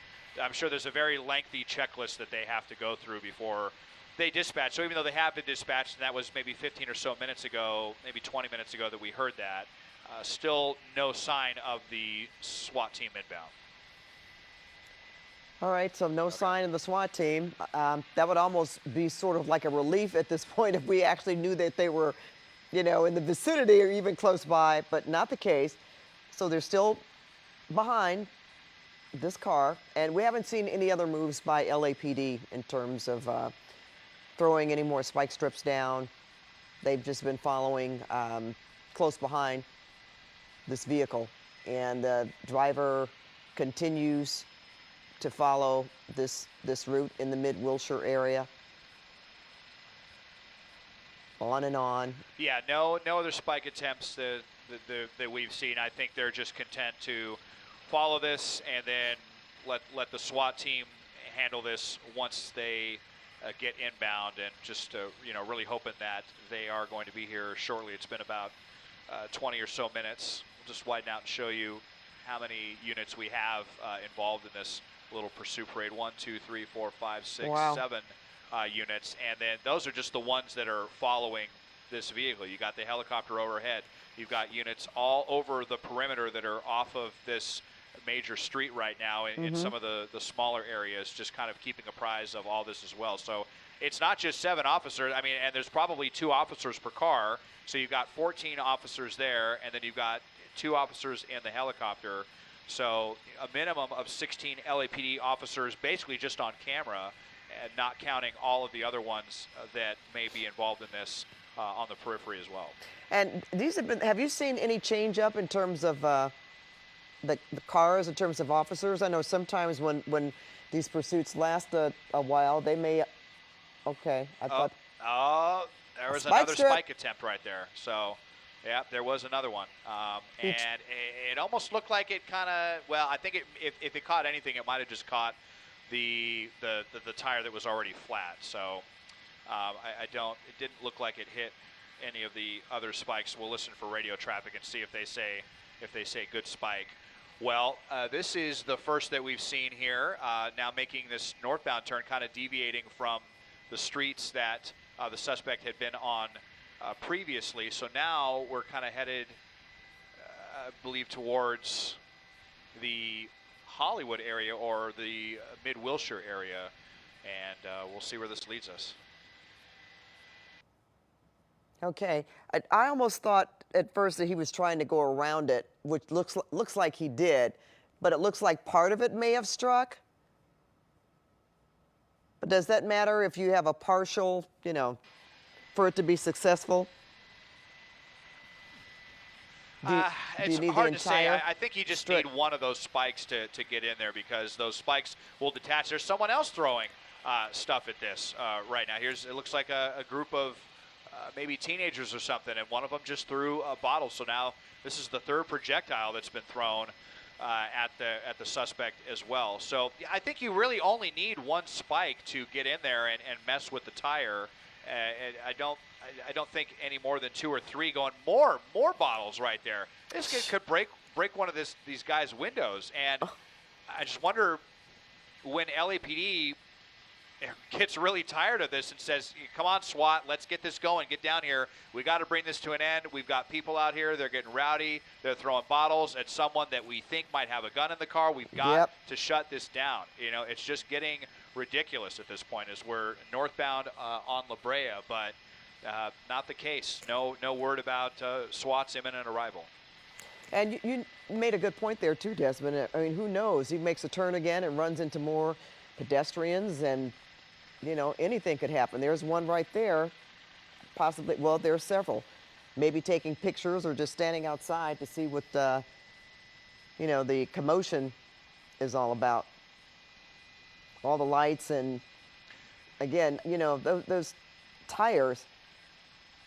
I'm trying to see on the driver's side. I can't really tell. I thought I may have seen a tire, that tire being a little damaged, but it's too dark.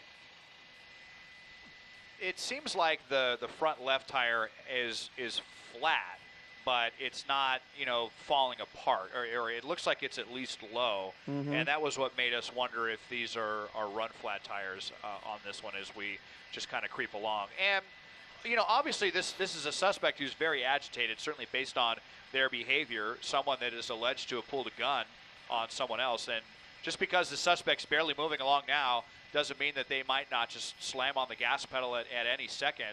We have no idea the mental state of There the person. he goes. I mean, in my book, anyone who gets out and makes the kind of motions at LAPD that this suspect was earlier is probably in a pretty troubled mental state right now. But lurching along, stopping, lurching along, stopping, a lot of very uncomfortable parallels with that 6-hour pursuit that I covered a couple of years ago, Pat. Yeah, there's no question about that. And we look at, there's traffic on, well, certainly on the other side. We just saw a car turn into, yeah, there's some businesses still open. Yeah, fast it's food pretty up there. busy. Yeah. We're on La Brea. Yeah, La Brea near Venice is where we're at. Okay, well, I know where that is. So, yeah, there are quite a few fast food places over there. I thought he was going to get out. There you go. There, yeah, he's making his gun motions gestures again. Uh-huh. That's the first we've seen in a while. Yeah, but you notice he didn't get out of the vehicle, did he? No, So- he didn't. I don't think he wanted to put his face or his chest in harm's way of the beanbag. I have to imagine that was pretty painful. And, you know, you just wish, I mean, I don't want to play armchair police officer, but you just wish there could have been an officer who was, you know, really close by with a spike strip and could have come and thrown one in and gotten, you know, a really good spike on all 4 tires. But it looks like they're closing. It might be closing down the intersection, and all kinds of people now coming out to take a look at this, especially now that the suspect is stopped, and you know, people kind of starting to swarm the area as they are completely stopped, just widening out and showing you and there is an officer there on the north side of La Brea, north side of the intersection there, shutting that down, blocking southbound traffic. And LAPD hates this. They hate all of these people coming out and getting involved in this, getting very, very close. It's already a very difficult situation for them as it is, without a lot of people coming and getting extremely close to this. And someone else threw something at that car. It looked like so that's like the 5th or 6th thing. And, you know, as you were talking about earlier, they knew that this guy was possibly armed.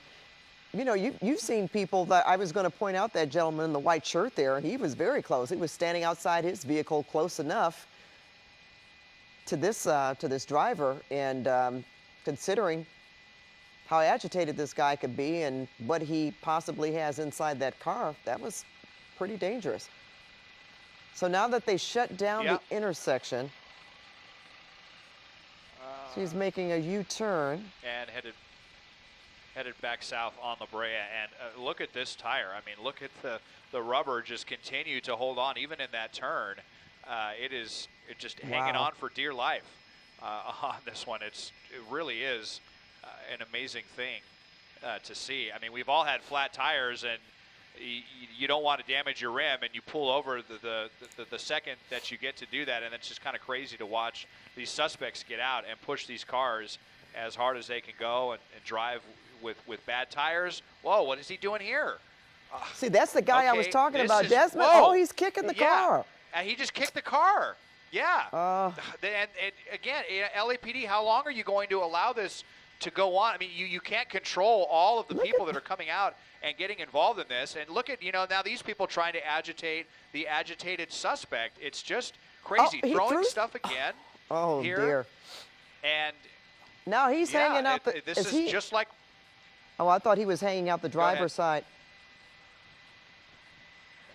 No, I think it's just a reflection of the mirror there. Yeah. Might be seeing, but this looks a lot. This is really starting to look a lot like. Oh, look at this, Look at all of Desmond. these people out here. There, it's so many. I mean, talk about a spectacle, and a lot. Very, very similar to that chase I was referencing earlier on Ventura Boulevard. That folks that watch these pursuits will definitely remember that one, where you had people coming and getting involved and doing that exact thing, coming up and kicking the vehicle. And, the suspect doesn't care.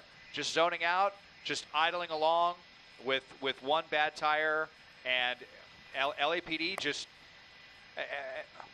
it's crazy. It is crazy. There's a motorcycle officer. I'm really surprised. Okay. They haven't shut this down. When I say shut it down, I mean, I know they closed off an intersection, but with all these people following, and they're not going to stop. Doesn't look like it.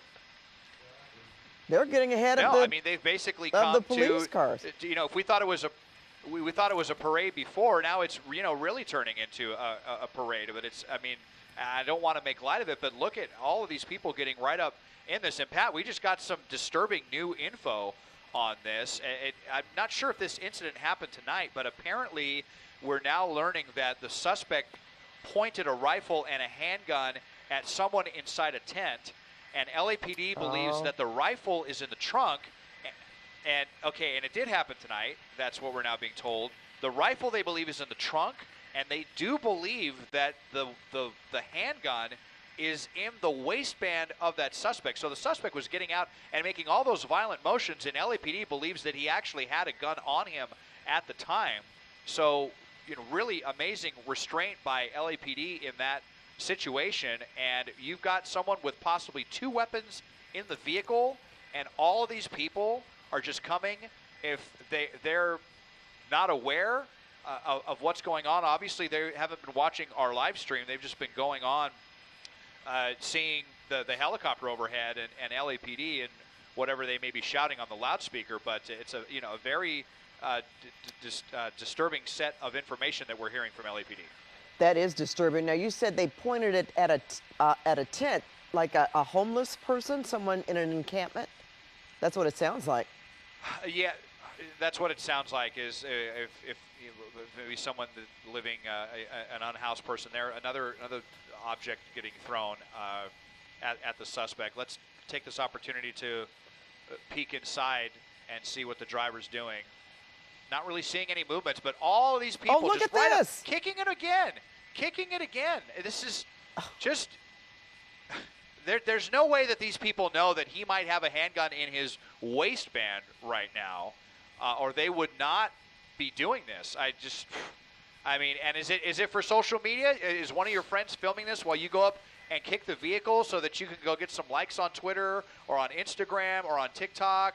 Make a cute little video, haha, LOL. Is that what you're trying to do? It's just outrageous. No, you don't know what people are.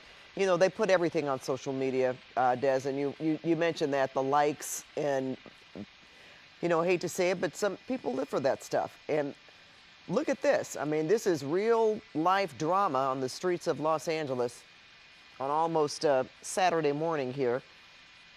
What I'm really concerned about is, Des, what if, who knows, this crowd could just rush this car. And then what?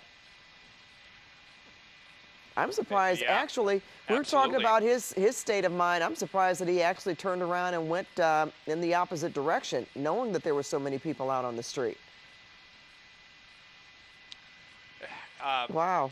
I'm sorry, Pat. I lost that last bit of your communication. No, I said I was just surprised in a way that he turned around and went in the opposite direction, knowing that there were so many people out on the street.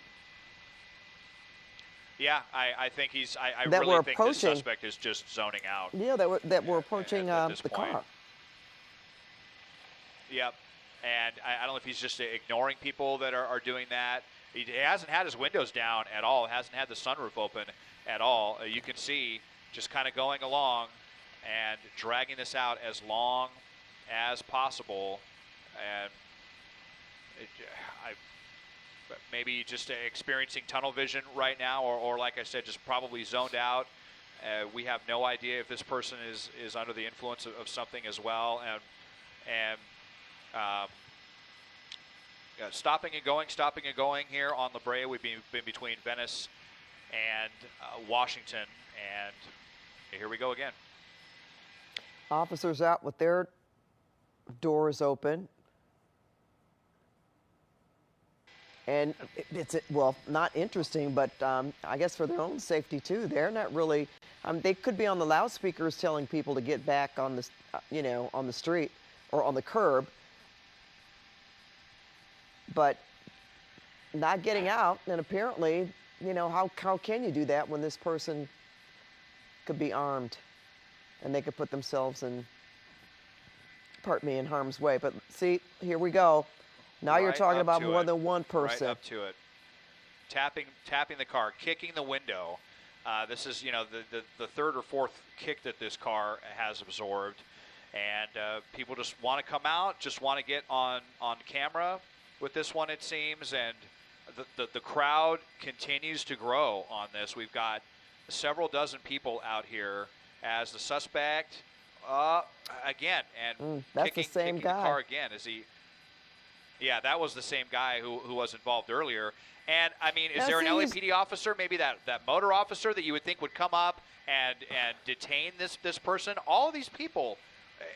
Now, what is he going to do? What is going through their heads? I have no idea what anyone is thinking. I don't know what the suspect's thinking. They're tapping on the window. It looked like he was trying to open the door right there. Like, is some kind of vigilante justice maybe? I don't know. It looked like they were trying to open the door. So they were. The suspect probably has the doors locked, but I'm starting to wonder if we're going to see some kind of violent confrontation at this point. Someone may get an idea to break the window. You just don't know. Look, there's. Yeah, I mean, they've already been throwing stuff at the windows, and I mean.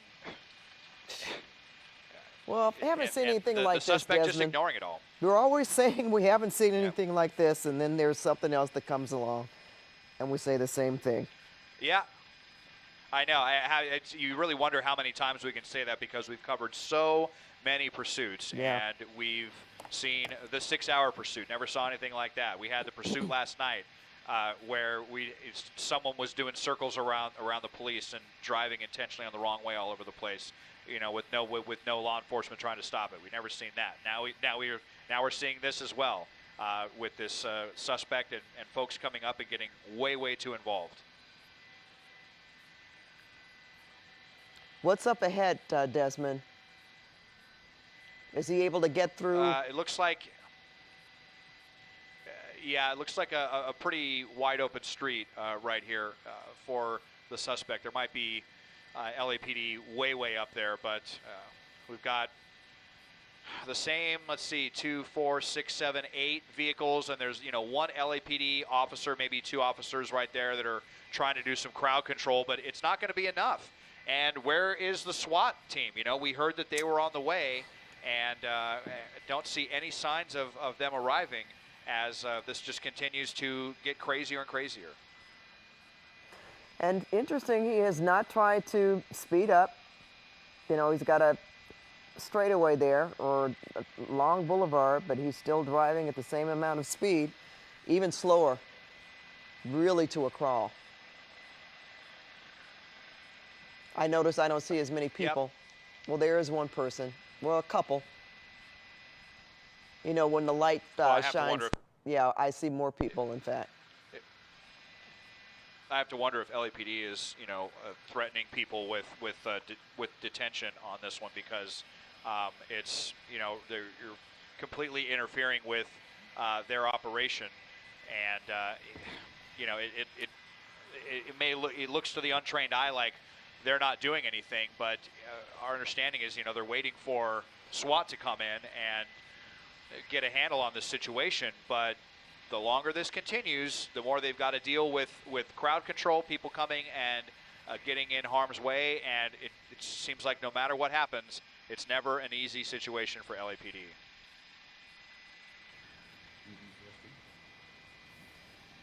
Okay. Well, Desmond, I almost thought he was going to stop again. Yeah, maybe not wanting to stop because doesn't want to get his windows broken by everyone that's been getting involved. Although now, as we pull out, it looks like that crowd has stopped, and maybe LAPD did get a little bit more involved with that one, you know.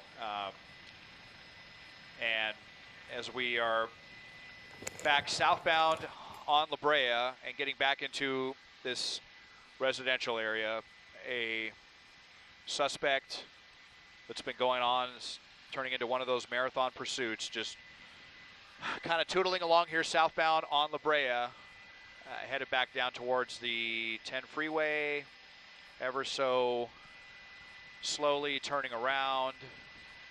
Only 3 good tires, and just a extremely bizarre chase, one of the weirdest ones ever.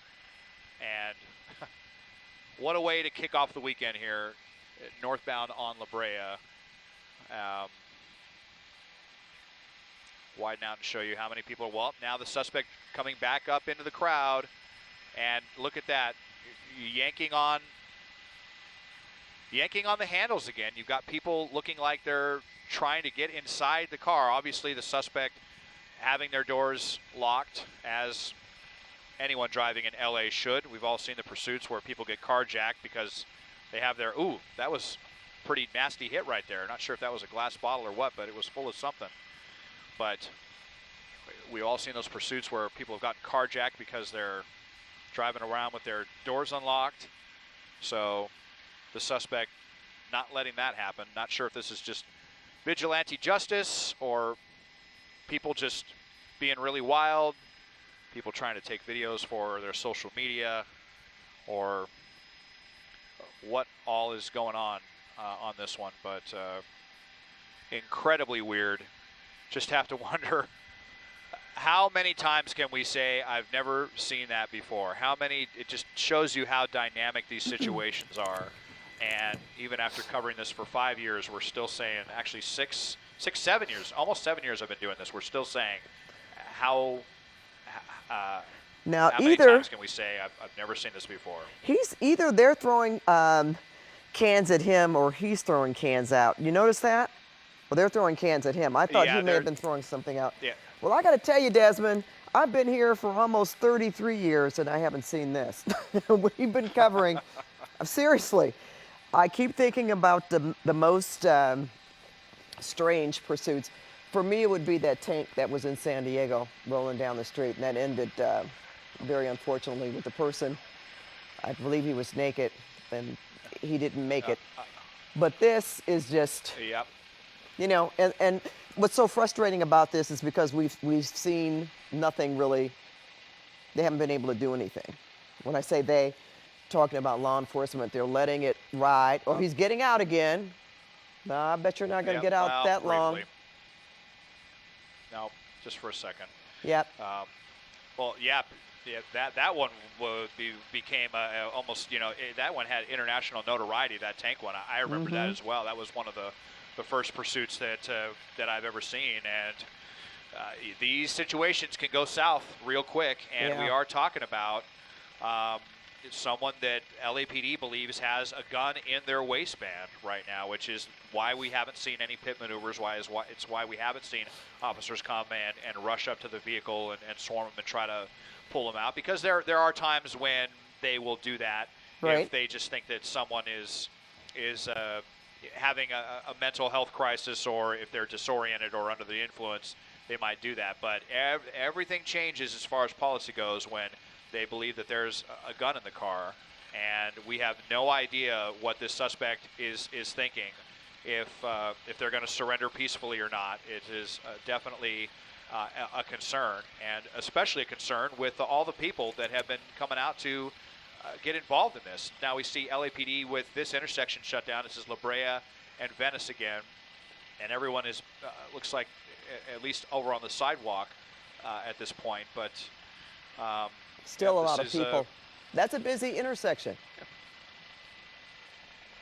Even at this hour of the definitely morning. La Brea and Venice, and yeah, you know, it's Saturday morning, and there's a lot of folks out right now. There's still a lot of folks that are, frankly, just now getting the night started right now. I mean, it is only 12:40, 12:45, so we are starting to get on the later side. But a lot of bars and restaurants are still going to be open for about another hour or so. So we might actually see the potential for more people to be coming out as they crowd out of businesses that are beginning to close. But now parked perpendicular and stopped.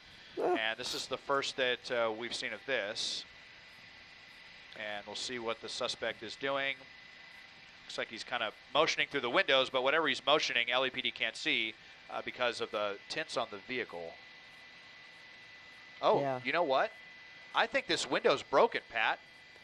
Which one? It kind of, hold on.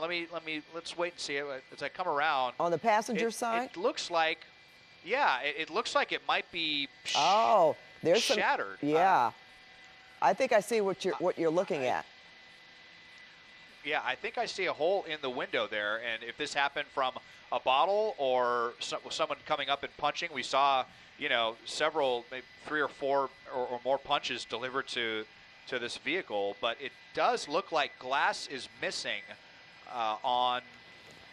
because look how well we can see in. So either the window's down or the window was broken, one of the two, but that is definitely exposed here on the front passenger side. Yeah, you can see his arm on the wheel pretty good. At least I am. I'm right up against this huge monitor here. And he's just sitting there now, perpendicular. Yeah, definitely. That looks like a hole. Broken. Uh-huh. And he's- it's possible that LAPD fired a beanbag or something in there as well. But I think that it probably happened from one of those people that was out there getting involved in this. We saw some.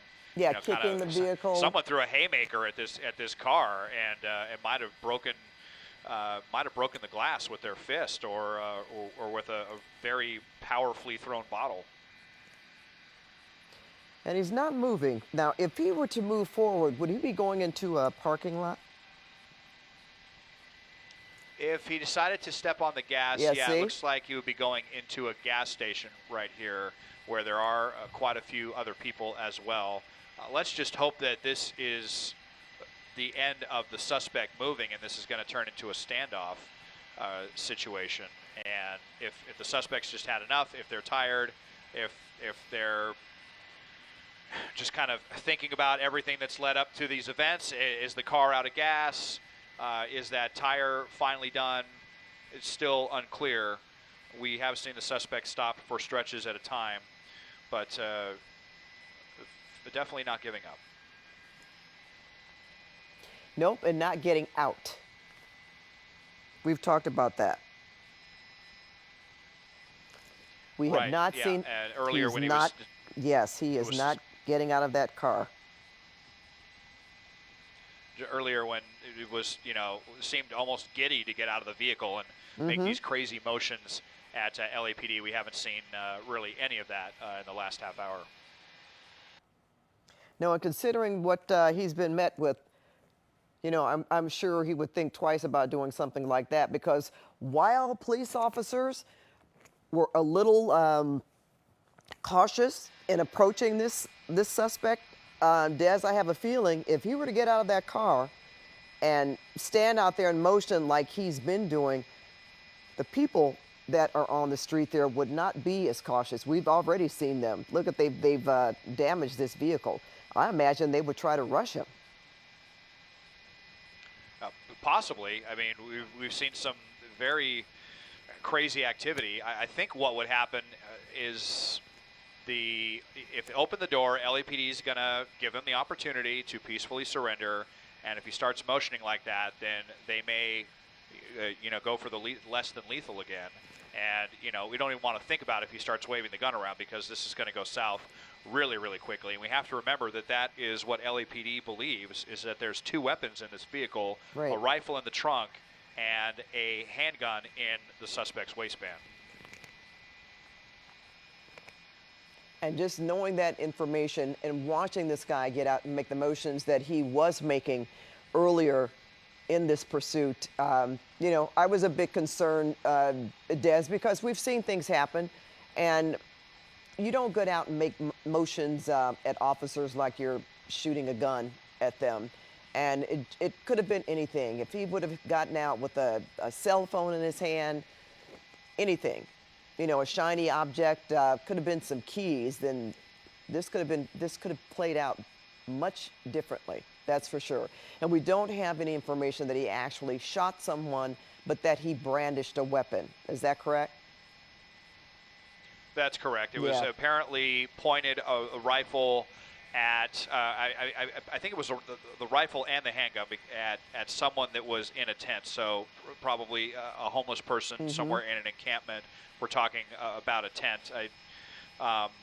There's no campgrounds nearby in this area, but it happened in the Wilshire area. So that's almost certainly the circumstance that this happened. And now these people are face to face with this suspect, and this person here in the white shirt, I think that's the one. Look at this guy's waving a stick around, and so they're obviously taunting this guy, and they're taunting someone who pointed a gun at someone else earlier, taunting someone that may have a gun in their waistband. It's just crazy all the way around. It is, and you wonder if they know that information or not. I mean, this guy is really agitated, the guy in the white shirt, and he has approached this vehicle before, and so did the guy next to him, I believe, who has an object in his hand. And again, it just takes this guy to get out the car, and I don't know. LAPD may not have to rush him, or even shoot another beanbag at him. That's. Let's talk about what we do know. We supposedly he was hit by a beanbag, correct? He was struck. That is, yes, we believe that it was hit by a beanbag, and LAPD, has been out here with less than lethal on the front line every time that the suspect has gotten out. And while the suspect is in the vehicle, we'll just zoom in on officers and see, and you can see. Well, they have lethal as well. You see the one here, less than lethal on the end, with the green strap, the green gun. So that's going to be either a beanbag or some type of foam pellet. And then, but everyone else has got, they've got their revolver out, or their handgun anyway, and drawn, and just in case the suspect gets out. So LAPD is prepared for anything, but it is worth noting that we still have not seen the SWAT department or the SWAT team arrive. And now that this is pretty stationary, we haven't seen the suspect move in quite a long time. I'm wondering they maybe formula. Okay, one of the SWAT leaders on team, our awesome assignment desk guy Mike, who is doing a great job getting information for us tonight, is on the scene, one of the commanders, and at least one of the Bearcats. They're probably going to bring 2. They typically bring 2. What they like to do is come and kind of sandwich the vehicle between the 2 Bearcats. So they'll come in up to both sides of the front and rear bumper and just kind of sandwich them in so that they cannot move. If they want to try to get out of it, they won't be able to do that. And so that is probably what we're going to see if and when they arrive, which we're told should hopefully be soon. Well, can you imagine them pulling in with this crowd. They certainly have to get the crowds back, but you know, you don't see a Bearcat show up in the neighborhood every day, right, Desmond? So that's something to see in itself, and actually to see them execute is also that's not something that you see in real life all the time. I mean, this is LA, and we do movies, and we see it all the time in movies, but to actually see something like that on the street is, you know, that's, I don't know if I'd want to call it a spectacle, but it is really, it's very serious and very, very engaging, I would say, and very dramatic. SWAT itself is dramatic. It is. It is, but it typically plays out over a very long time scale. You know, in the movies, of course we see crazy stuff where they're driving, you know, maybe Bearcats around. We've all seen Fast and Furious where they're flying around in Los Angeles or something, or they're executing maneuvers very quickly, and it's definitely not like that in real life, because even what will happen after SWAT gets here, if they even do decide to come in and sandwich the vehicle in, which it may even be some time between when they arrive and when they decide to do that. And then even after they do that, they, as we saw a couple of weeks ago with that pursuit that ended on the railroad tracks, they give every opportunity for the suspect to surrender, and only after a very long period of time will they break the back window with what they call the bang pole, and they will basically inject some irritant gas in there to force the suspect out. But that could take 2 or 3 hours. Well, we certainly don't want to. We don't want it to take that long, Desmond, because we don't want to be here for 2 or 3 more hours. And I think I can say that in all sincerity, and I think you're with me on that. So we're hoping. You know, I'm chuckling again. That's only nervous laughter, and the fact that thankfully no one has been injured, certainly that we know of. We don't. I think we would have known by now if he actually shot someone. We do have information that this guy has pulled a rifle on someone in a tent, and we're assuming that's a homeless person or unhoused person, possibly in an encampment, possibly just on the street. But he also supposedly has a handgun in his waistband, which gives officers much pause, which is another reason why we haven't seen more aggressive movements on the part of LAPD to bring this to an end. But certainly this guy has sat in this position for, what, at least 10 minutes now, Desmond? That's the longest that we've seen him stationary throughout this whole ordeal, which is 2 hours now. Yeah, so, you know, let's hope that this is not just a momentary, you know, break from the suspect, and that this is at least going to be the end of the driving around and gathering a large crowd around. Now, I did just show you the Bearcat as well, one of them that has arrived at the scene. They're kind of behind the lines there with LAPD. We saw those big red and flashing lights. So they are here on the scene, but they will probably be waiting for one more of those big armored vehicles to come in before they make any of the sudden moves on this. And, you know, Pat, we were talking about this going on for 2 or 3 more hours. As much fuel as our amazing new helicopter is able to carry, and we are the only helicopter that is currently over this because we've been able to outlast everyone with our larger fuel capacity. Even we are going to be bumping up against needing to get some Jet A fuel at some point. So let's just hope that this is resolved shortly. Yeah, we do. We certainly do hope that. Even for those of us, because we have to get on the road tonight too, or in the morning, I should say. You know, I thought that's what you were trying to show us with the lights blinking. That was one of the Bearcats, but I didn't say it at the time because it was so dark and I really couldn't make it out. But I'm glad that you did say that. And as you mentioned, it could be there, and they could take time as well before they actually make a move. I wonder if this driver knows that Bearcat is sitting over there. And, you know, that would certainly give me pause. I think the way that it looked like they came down westbound on Venice Boulevard and kind of around the corner, and the suspect doesn't really seem to be very concerned with his surroundings right now. I mean, it's kind of face to Look at face with this.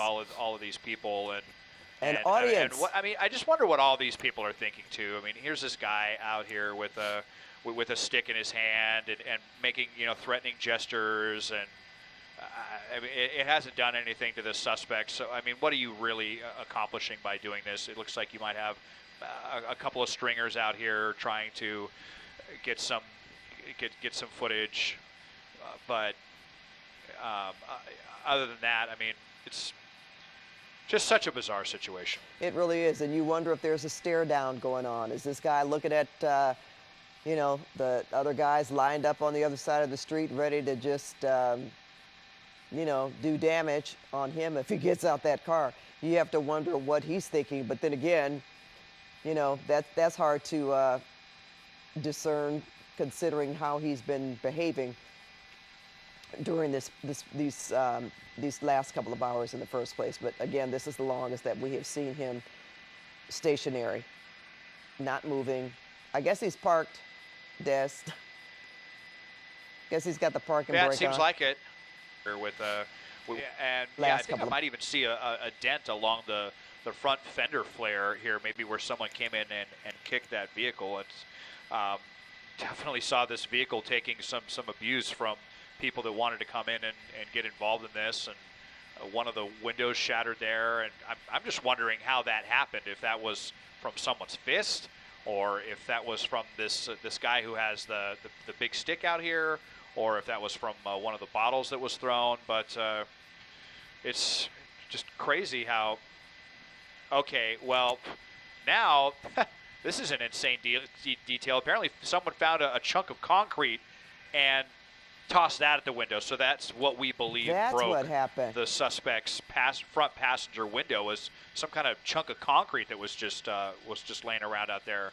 Maybe a piece of a deteriorated sidewalk or something. But boy, you just never know what's going to happen in LA with these pursuits. Nope, you don't. And we certainly didn't expect this to happen when we were over this a couple of hours ago. Desmond, we took our time to talk about what happened last night when we were on the air together with the driver making all the donuts and finally pulling over in front of his home. We assumed that was his home because he was on the phone with his family, from what we understand, asking him to pull over. And he gave us the information that this person was having some sort of mental health crisis. We haven't had that kind of communication with this person, at least, well, not that we know about, Desmond, in terms of police contacting family member or family member contacting the police and trying to get through to this individual. We don't know that, but we have been able to ascertain, I guess, that this is not a stolen vehicle. And we're assuming that this is the person that the car is registered to. Of course, it doesn't have to be. But that's, I guess that's the thought, or it has been. And that this person, though, pulled a weapon on someone, and that's why this pursuit happened in the first place. But the driver has been driving very, very slowly from the very beginning, stopping, taunting police, getting out the car for minutes at a time, certainly long enough for the officers to deploy beanbags or less lethal weapons, which we understand that this driver was hit, or we believe he was hit by one of those. Did you say a foam ball or something like that, Desmond? Less than lethal. Yeah, there's different types of the less than lethal, and we had heard beanbag, but then we'd also heard that it was like a foam bullet. So just think of something that's maybe like 10 times more sturdy than those Nerf guns that we used to play with as kids. I mean, it's definitely more painful than it sounds, and the idea is to inflict pain and try to stop a suspect from wanting to continue trying to deter them. Searching for words now at this point, try to deter the suspect, and but not seriously injure them. Kind of in between space. You want to do enough kind of physical harm to deter them, but not so much that they're going to have to be hospitalized. That's the point of the less than lethal. We did just hear that SWAT is indeed waiting for other units to respond, and So we have one of the SWAT vehicles out. No, that's not it. It was back in this area. They may have moved out of the way, but we're waiting for other SWAT to arrive that's coming from downtown LA. They were coming from the 10 and 110, so right by downtown. So we'll see how long it takes them to get here. If hopefully they're not going to drive here as slow as this suspect was going throughout the duration of the pursuit, but if they even just drive at speed limit, they should be here within the next 10 or 15 minutes. And we can confirm that they are shouting out commands. They are trying to coax this suspect out of the vehicle, but the suspect just kind of content to zone out, maybe stare at the guy that has the board in his hand. And whatever else is going through the suspect's head. Yeah, and there are more and more people that seem to have shown up at this intersection to watch. Yeah, and it's going to be whatever's really going on. difficult for LAPD really difficult for them to push everybody back. That too, Desmond, especially when that other Bearcat shows up. Desmond, can you tell us why it takes two? Why wouldn't one just move in? They're probably going to want to do this maneuver that we see where they're going to bring both Bearcats And in sandwich them in? at the same time.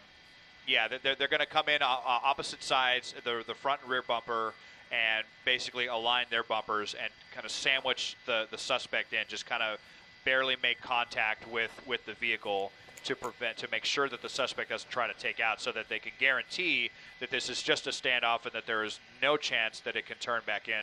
And here we go. Now, here come. Well, these are not no, these are Bearcats, though, are they? They look like it. maybe armored SUVs. Maybe they still have some bulletproof armored excursions. They're not the Bearcats that we're used to seeing. So, not sure if the Bearcats are tied up in some other incident in Los Angeles. I mean, it is a big city, 437 square miles. It could be something else that they're tied up on, but we've got these armored excursions. So this is actually the first time that I've seen these deployed. And okay, now we're learning the Bearcats are coming to the scene as well. So they're definitely, this is what the agencies do, is they use overwhelming force in these situations. And maybe the hope is that the suspect just sees what they're up against with all of these resources coming here to the scene. Look at that one, and look at this Desmond. one now, racing up. Let's see what they do here. They both are. There they go. Yep, and boom, just like I thought. And look, you've even got one who's like decked out in military gear here. So even though these aren't Bearcats, they are doing exactly what I said, although they're not sandwiching them in. aligning the rear bumper. But yeah, they are sandwiching them in, and you can see, I mean, how intimidating this must be. You have someone here, through the roof of the vehicle with a weapon, with an automatic weapon. How do you not surrender at this point? Because now it's either you're going to surrender and you're going to be in handcuffs, or you can drag this out a few more hours and you're going to be in handcuffs and your eyes are going to be watering and you're going to be coughing because they're going to inject an irritant gas and it's going to be so painful, and you're still going to be in handcuffs. So how much longer is this going to go on? That's a good point, Desmond. And he's just sitting there. I can see his hands on the wheel. It almost looks like he's 10 and 2. We'll just, now he's throwing his hands up. yeah, we'll just kind of continue to move Oh, around. he's gesturing. Yeah, and look. Yeah, he's making those same motions. It looks like that he's making those same motions he was making earlier, Pat. Yeah, he's doing that machine gun motion. But I don't know. At what point? Go ahead. I just wonder how.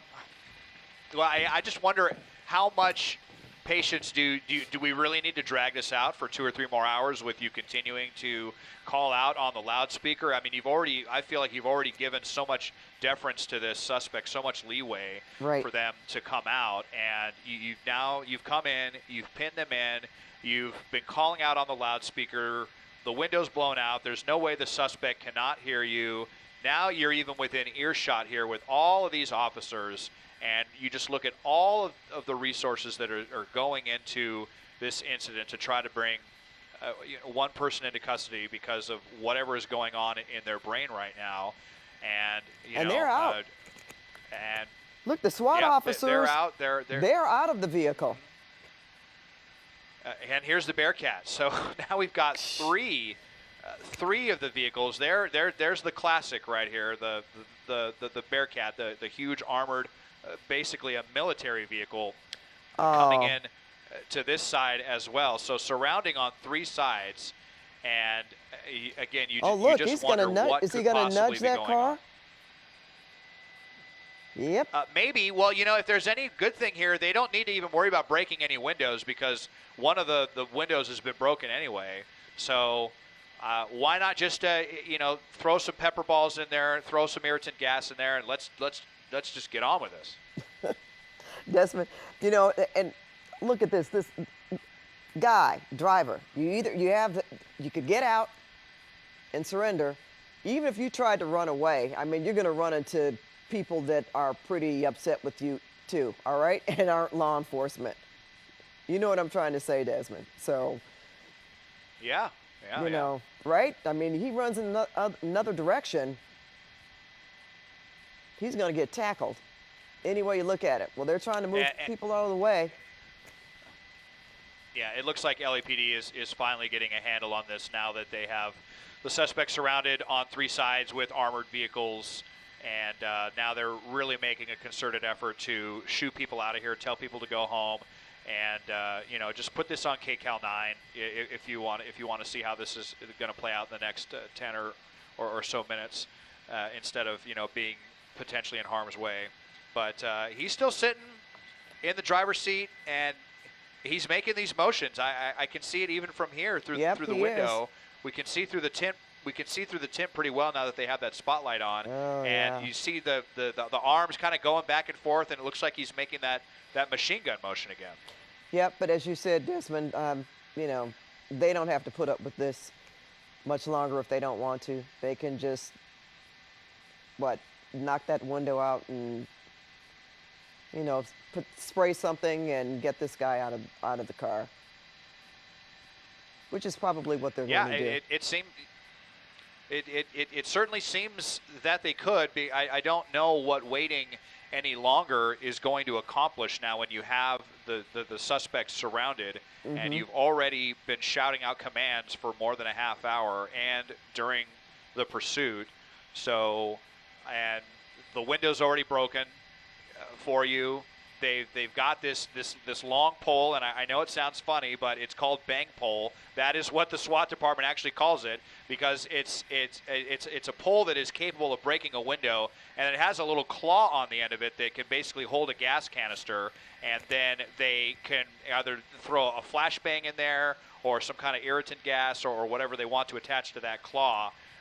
Kind of think almost like one of those skill cranes that you would play in an arcade, but in reverse. They could go and drop that into the car, and they've definitely got that inside this vehicle. That was probably, I'm sure, part of the checklist when they were taking so long to get here, making sure that they had all of their equipment. So I just got to think, whenever they want to deploy this, they should be able to bring this to an end pretty quickly. And you're right, Desmond, and that's why they were called here in the first place, because LAPD didn't want to do this on their own. They showed great patience in following this driver, even when he stopped, got out of the car, taunted them, got back in the car. So they've shown their patience. SWAT doesn't really have to. Let's just say it. They don't have to.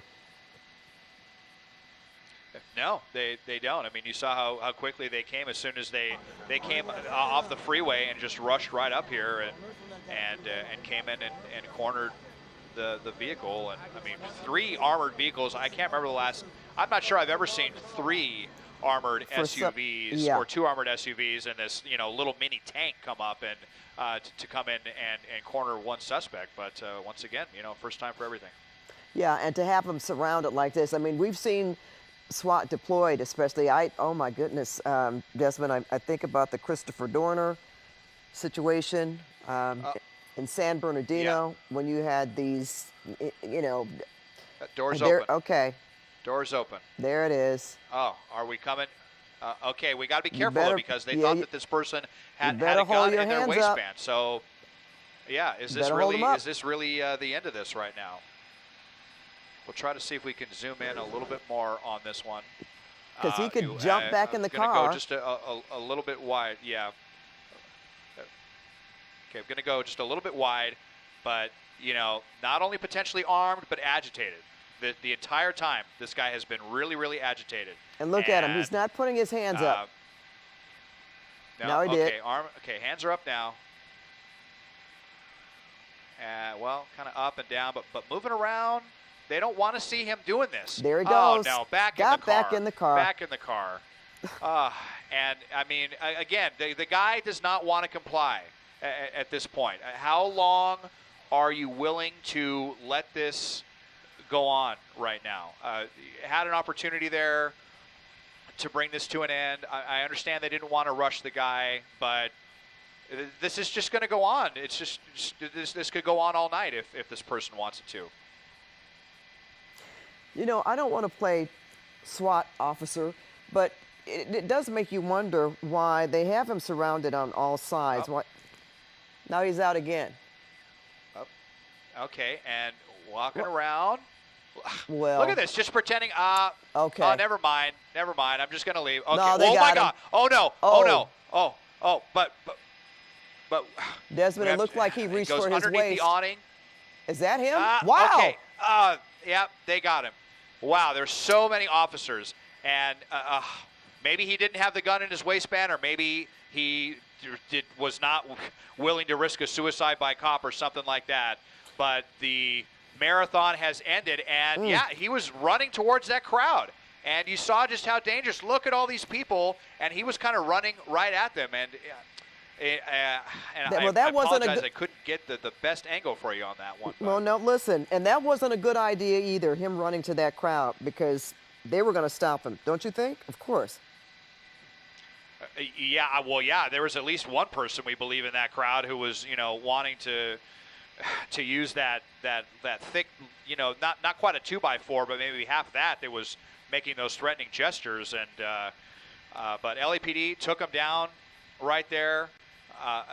Incredible patience by LAPD. Just very happy that this coincided with us running low on fuel. We were able to bring you the conclusion of this marathon. It just would have been so painful to have gone through all of this to bring all of this to you and not even gotten on camera how this ended, but ended with the suspect being slammed to the pavement by 6 or 7 officers there. And just, you know, really fortunate that this did not end in a tragedy, considering what this person was wanted for and the fact that LAPD believed that this person had a gun in their waistband. Yeah, well, you know what? At least we could say that this ended with no one harmed, no one hurt. Whether he pulled a weapon on a homeless person, we don't believe that he fired it, but still, things could have gone much worse. And lucky for him, they didn't, because as you know, Desmond, when we've watched that guy waving his hands around and pointing them at officers, you know, we could have seen something really terrible. But here he is in handcuffs, and really he should be happy that he's in handcuffs.